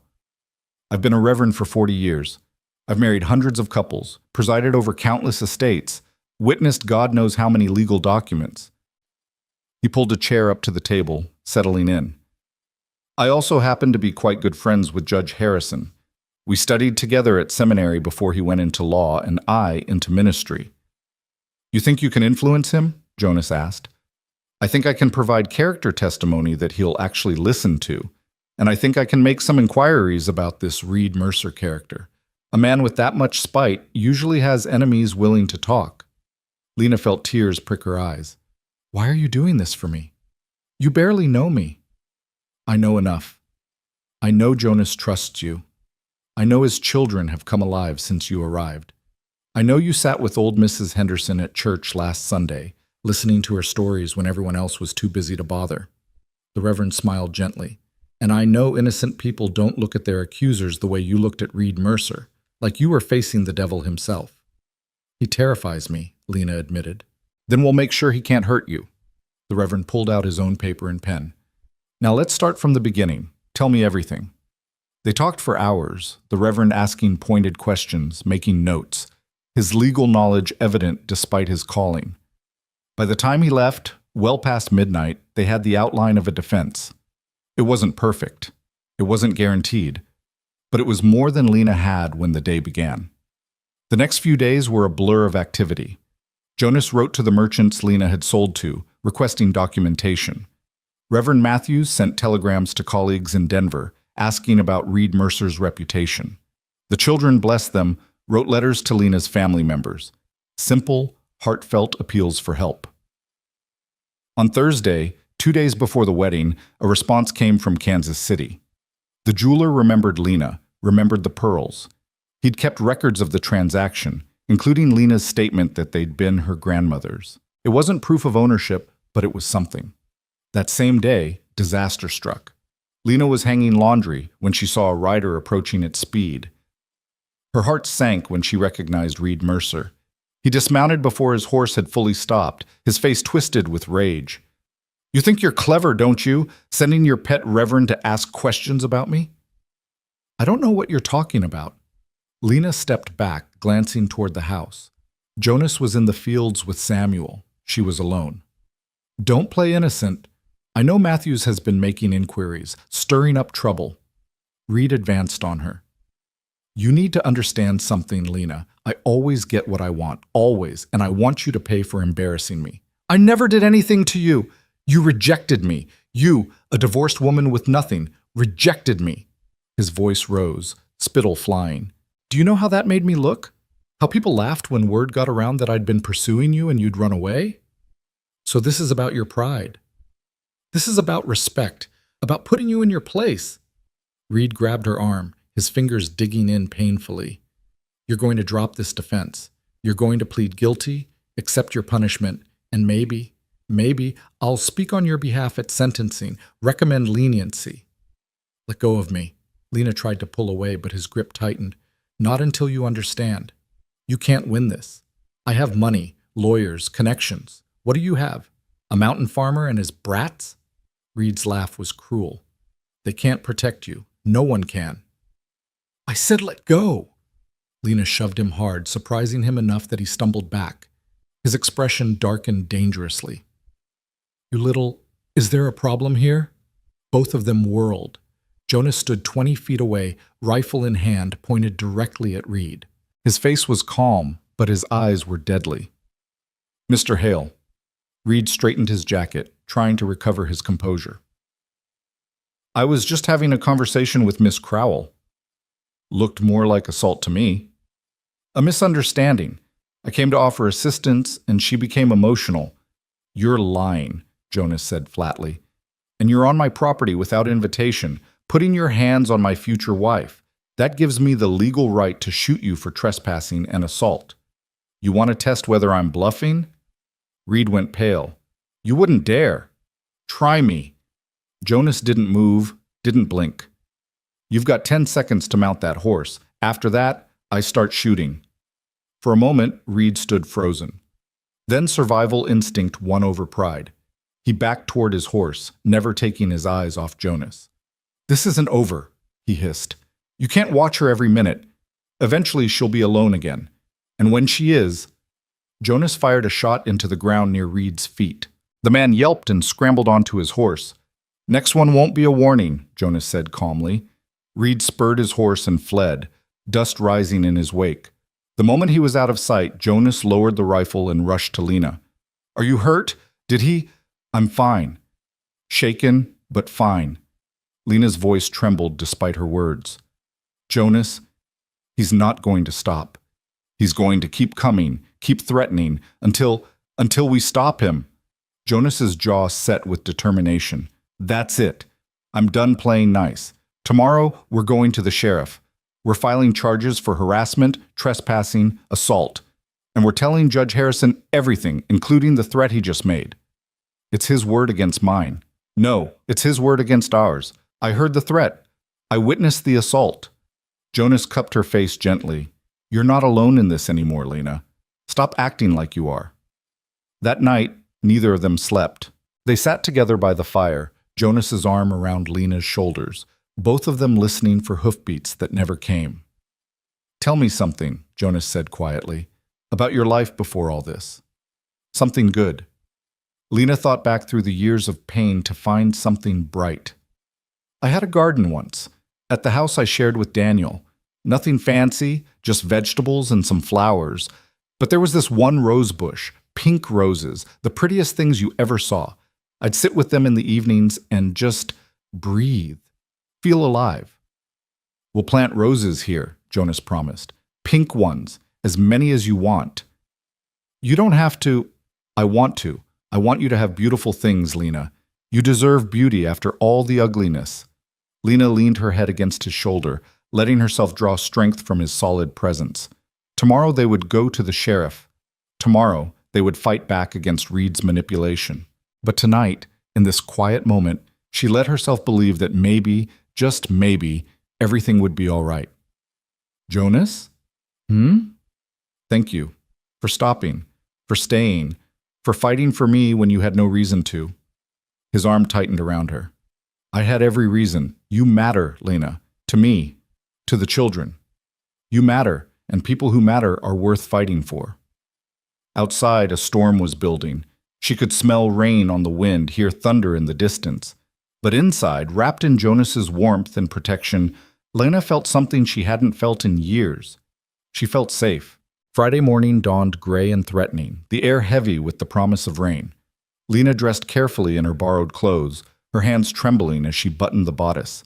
Today, they would confront Reed's accusations head-on. Today, everything would either fall into place or fall apart completely. Jonas was already at the breakfast table when she emerged, fully dressed despite the early hour. The children were unusually quiet, sensing the tension that filled the house like smoke. I want to come with you, Ruthie said as Jonas prepared to hitch the wagon. To the sheriff's office. Whatever happens, I want to be there. Me too, Samuel added. Jonas shook his head. This isn't something for children to... We're not children, Ruthie interrupted, her voice steady. Not anymore. We stopped being children the day Mama died and we had to grow up to survive. We deserve to be there. To stand with Miss Lena. Jonas looked at Lena, questioning. She felt her throat tighten at the fierce loyalty in Ruthie's eyes. Let them come, she said softly. They've earned the right. The ride into Millbrook was tense and silent. Ruthie sat beside Lena in the back of the wagon, her hand gripping Lena's with surprising strength. Samuel sat up front with his father, his young shoulders squared with determination. Sheriff Brennan was in his office when they arrived, along with someone Lena hadn't expected, Reverend Matthews. and standing beside him, a woman Lena recognized with a jolt of shock. "Margaret?" Lena's voice came out strangled. Her cousin stood nervously by the window, her hands twisting a handkerchief. She looked older than Lena remembered, worn down by something Lena couldn't name. "I'm sorry," Margaret blurted out before anyone else could speak. "Lena, I'm so sorry for what I did, for telling Thomas about everything. I didn't know he would use it against you like that. I thought he deserved to know the truth, but I should have let you tell him yourself." "What are you doing here?" Lena managed. "Reverend Matthews contacted me, told me what was happening about Reed Mercer's accusations." Margaret's eyes filled with tears, and I remembered things. Things I'd pushed aside because they made me uncomfortable, about how Reed used to watch you when he visited, how he'd find excuses to be alone with you, how angry he got when you left Daniel. Sheriff Brennan leaned forward in his chair. "Mrs. Harper, why don't you tell Miss Crowell what you told me this morning?" Margaret took a shaky breath. "After you left, Reed came to see me. Multiple times. He asked questions about where you'd gone, who you'd been in contact with. He seemed obsessed, and then he started offering money, said if I could provide information proving you'd stolen from Daniel's estate, he'd pay handsomely." Lena's blood ran cold. "He tried to bribe you?" "Yes, at first I refused. But then..." Margaret's voice broke. "My husband lost his business. We were desperate. Reed offered $500 for testimony that the pearls, the candlesticks, all of it belonged to Daniel. $500 we desperately needed." "Did you take it?" Jonas's voice was hard. "No, I almost did, God help me, but I couldn't, because it would have been a lie." Margaret looked at Lena with anguished eyes. "Those pearls were grandmother's. She gave them to you on your 16th birthday. I was there. I watched her fasten them around your neck and tell you they'd been in our family for 3 generations. "You remember that?" Lena whispered. "I remember everything. The candlesticks were from Aunt Beatrice, a wedding gift. The silver brush set was from your mother. All of it yours, freely given." Margaret pulled papers from her reticule with shaking hands. "I brought proof, letters from our grandmother mentioning the pearls.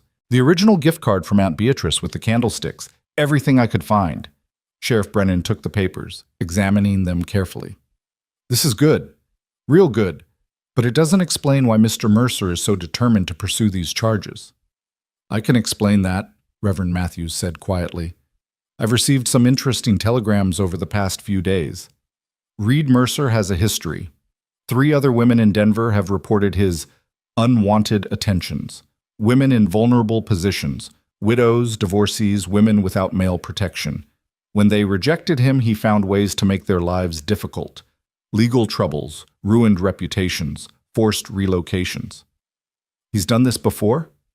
Lena felt sick. "Multiple times. But he's clever. Nothing ever sticks because he has money and lawyers and friends in the right places." The women were never believed. The Reverend's expression was grim. Until now. Because this time, he made a mistake. He went after someone who wasn't alone. The door banged open. Reed Mercer strode in, flanked by the attorney Walsh.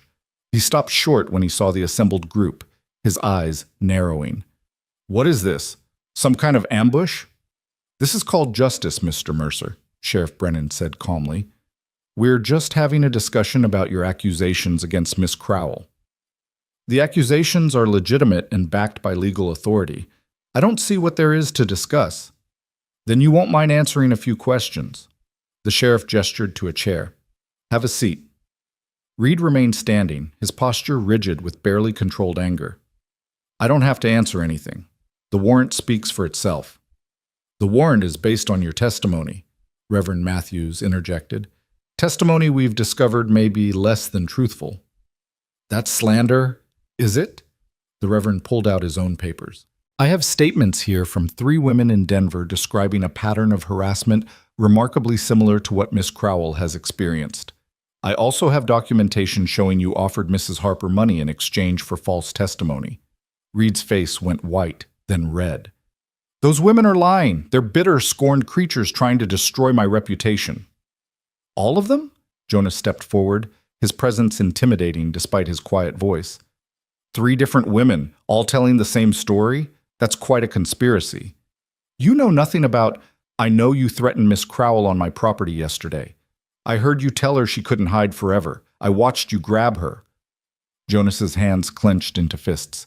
That's assault, Mr. Mercer. In front of a witness. Walsh, who'd been silent until now, cleared his throat.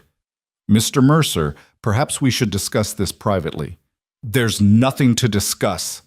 Reed's composure was cracking, revealing the rage beneath. This woman humiliated me. She needs to be punished. The room went dead silent.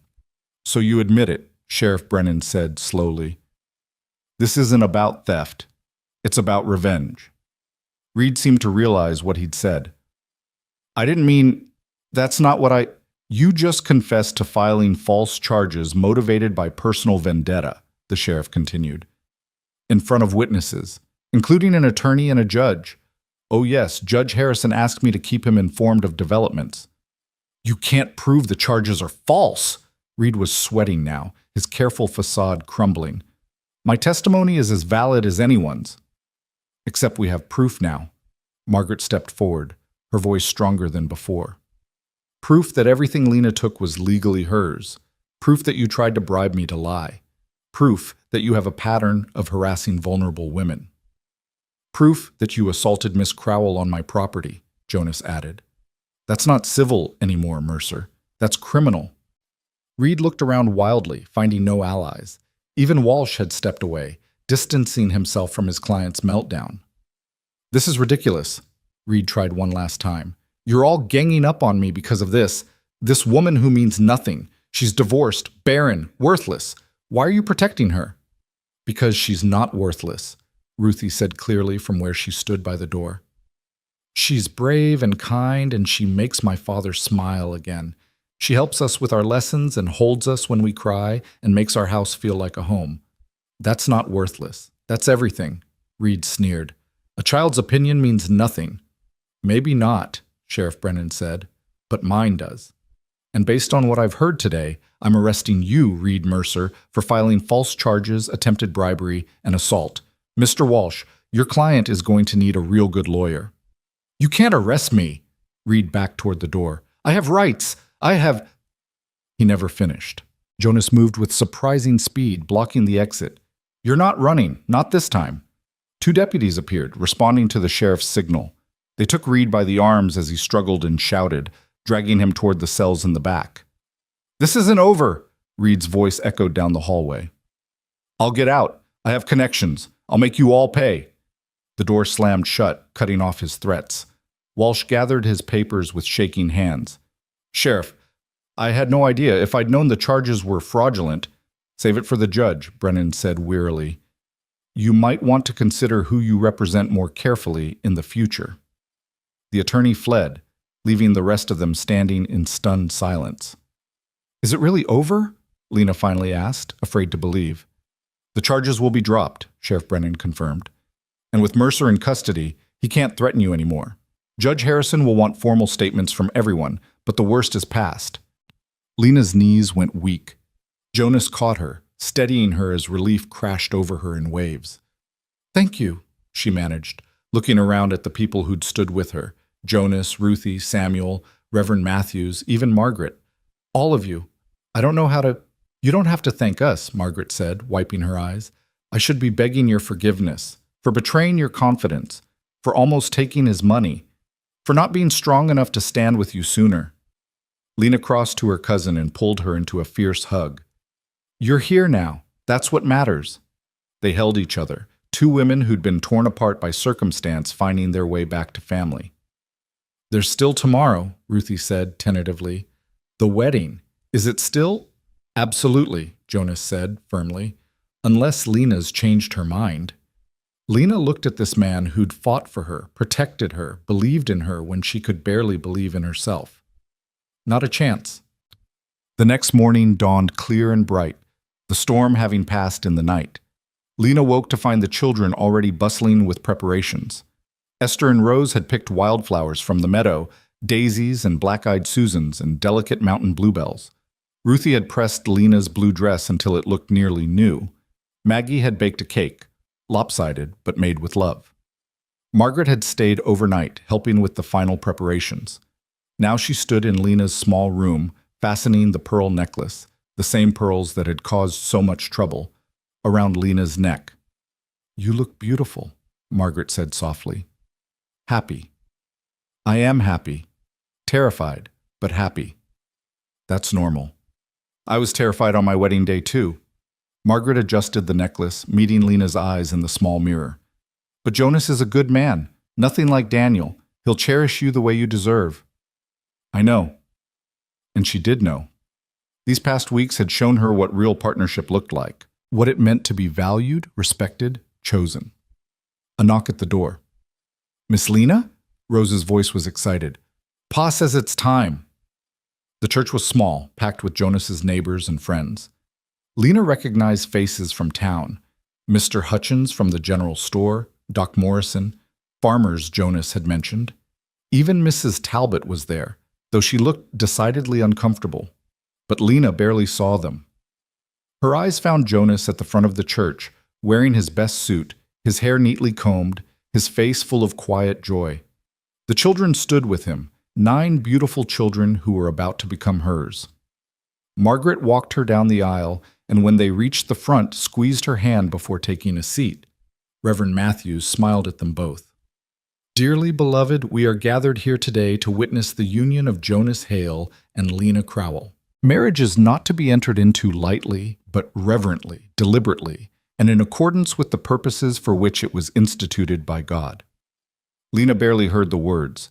She was too focused on Jonas's hands holding hers, steady and warm. On the children's faces, glowing with happiness. On the impossible miracle of this moment, her, standing in a church, marrying a good man, surrounded by people who wanted her there. "Jonas," the Reverend was saying, "do you take Lena to be your lawfully wedded wife? To have and to hold from this day forward, for better, for worse, for richer, for poorer, in sickness and in health, to love and to cherish until death do you part?" "I do." Jonas's voice was clear, certain. "And Lena, do you take Jonas to be your lawfully wedded husband, to have and to hold from this day forward, for better, for worse, for richer, for poorer, in sickness and in health, to love and to cherish, until death do you part?" Lena took a breath, thought of the journey that had brought her here, the rejection, the rain, the stranger who'd stopped when he didn't have to, the family who'd opened their hearts, the man who'd fought for her when no one else would. "I do," she said, and meant it with every fiber of her being.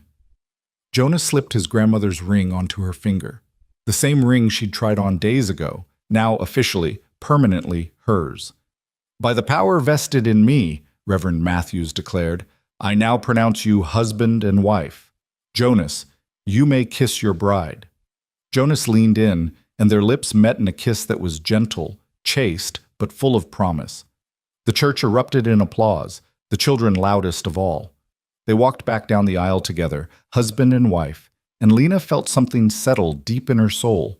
This was real. This was hers. This was home. The celebration afterward was simple but joyful. Someone had brought a fiddle, and there was dancing in the churchyard. The children ran wild, fueled by cake and happiness. Margaret pulled Lena aside at one point, tears streaming down her face. "I'm so happy for you," she said, "and I'm sorry.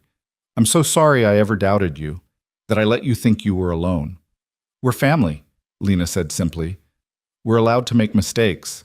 What matters is we find our way back." As the sun began to set, Jonas and Lena loaded the children into the wagon for the ride home. Ruthie held sleeping Eliza. Rose curled up against Lena's side. The boys chattered about the celebration, already planning how they'd tell the story of the wedding for years to come. "Happy?" Jonas asked quietly, his hand finding Lena's. "More than I knew was possible." "Good. Because this is just the beginning." He was right. It was the beginning of their life together, a life that would have challenges and struggles, joys and sorrows. But they would face it all together, this patchwork family forged from loss and choice and stubborn hope.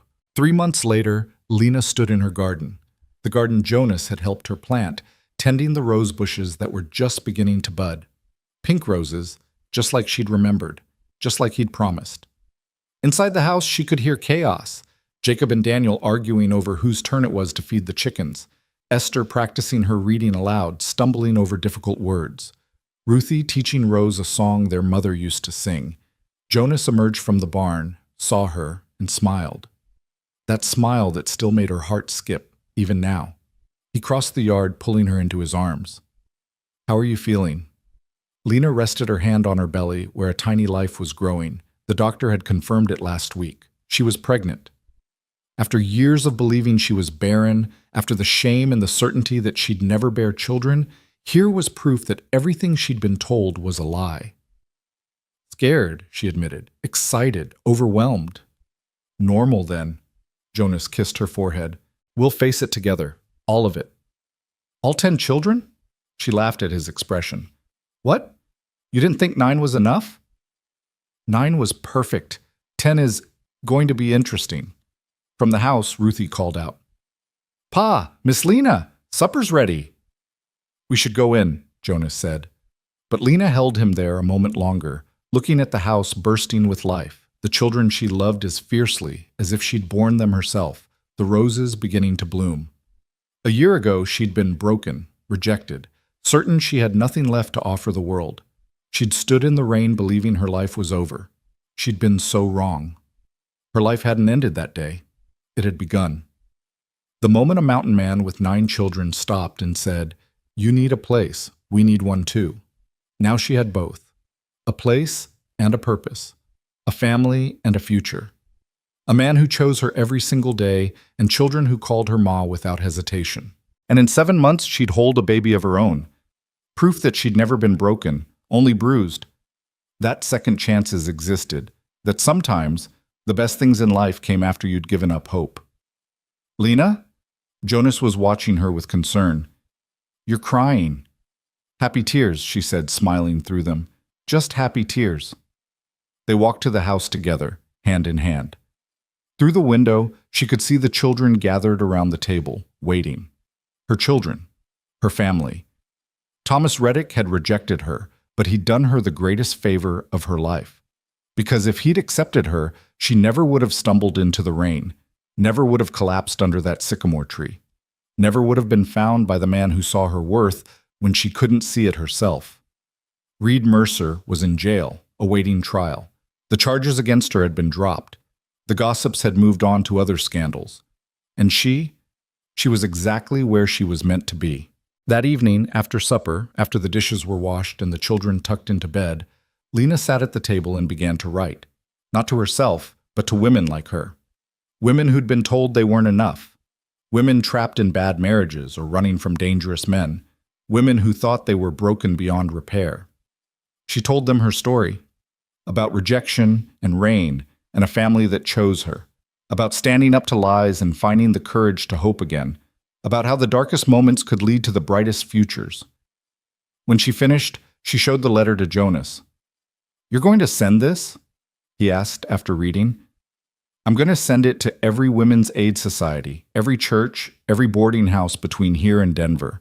If my story can help even one woman find her courage, it's worth it." Jonas pulled her close. "You're remarkable, you know that? I'm just someone who got lucky, who found people willing to fight for her." "No, you're someone who kept fighting even when it seemed hopeless. Someone who chose to believe in second chances." He kissed her gently. "That's not luck. That's strength." Over the following months, letters began to arrive. Women thanking her, women asking for advice, women sharing their own stories of escape and survival and building new lives from the ashes of old ones. Lena answered every single letter. She became a beacon, a voice for women who'd been silenced. The house in the mountains became known as a safe place.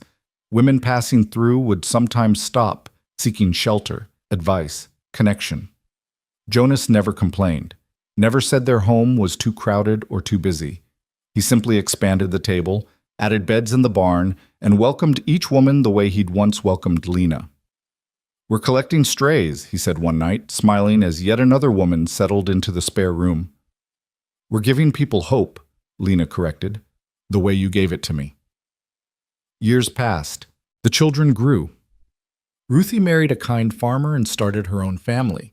Samuel took over more of the ranch work. The younger ones thrived, secure in the knowledge that they were loved. And Lena's daughter, Grace, named for the undeserved gift she represented, grew into a bright, fierce child who knew nothing of shame or unworthiness. She grew up surrounded by siblings who adored her, parents who chose each other every day, and a constant stream of women finding their strength. On Grace's 5th birthday, Lena stood on the porch watching her daughter play with her siblings. The pink roses were in full bloom, their scent perfuming the air. Jonas came up behind her, wrapping his arms around her waist. "What are you thinking about?" he asked. Lena leaned back against him, watching her family, her beautiful, chaotic family, and smiled. "I'm thinking about rain," she said, "and how sometimes the storms we think will destroy us are actually leading us exactly where we need to be."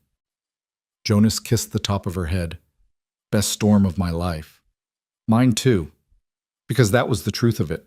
Lena had been rejected, humiliated, left alone in the mountains with nothing but shame and a sodden letter dissolving in her hands. She'd thought it was an ending, but it had been a beginning. The beginning of everything that mattered. She was no longer the woman who'd been told she wasn't enough. She was Lena Hale, wife, mother, advocate, survivor. She was the woman who'd walked through rain and fire and come out stronger. The woman who'd built a family not from blood, but from choice and courage and love. And as she stood there, surrounded by the life she'd built from the ashes of her old one, Lena Crowell Hale finally understood the truth she'd been searching for all along. She had always been enough. She had always been worthy. She had always been exactly who she was meant to be. It had just taken a mountain man and 9 children, now 10, to help her see it. The end.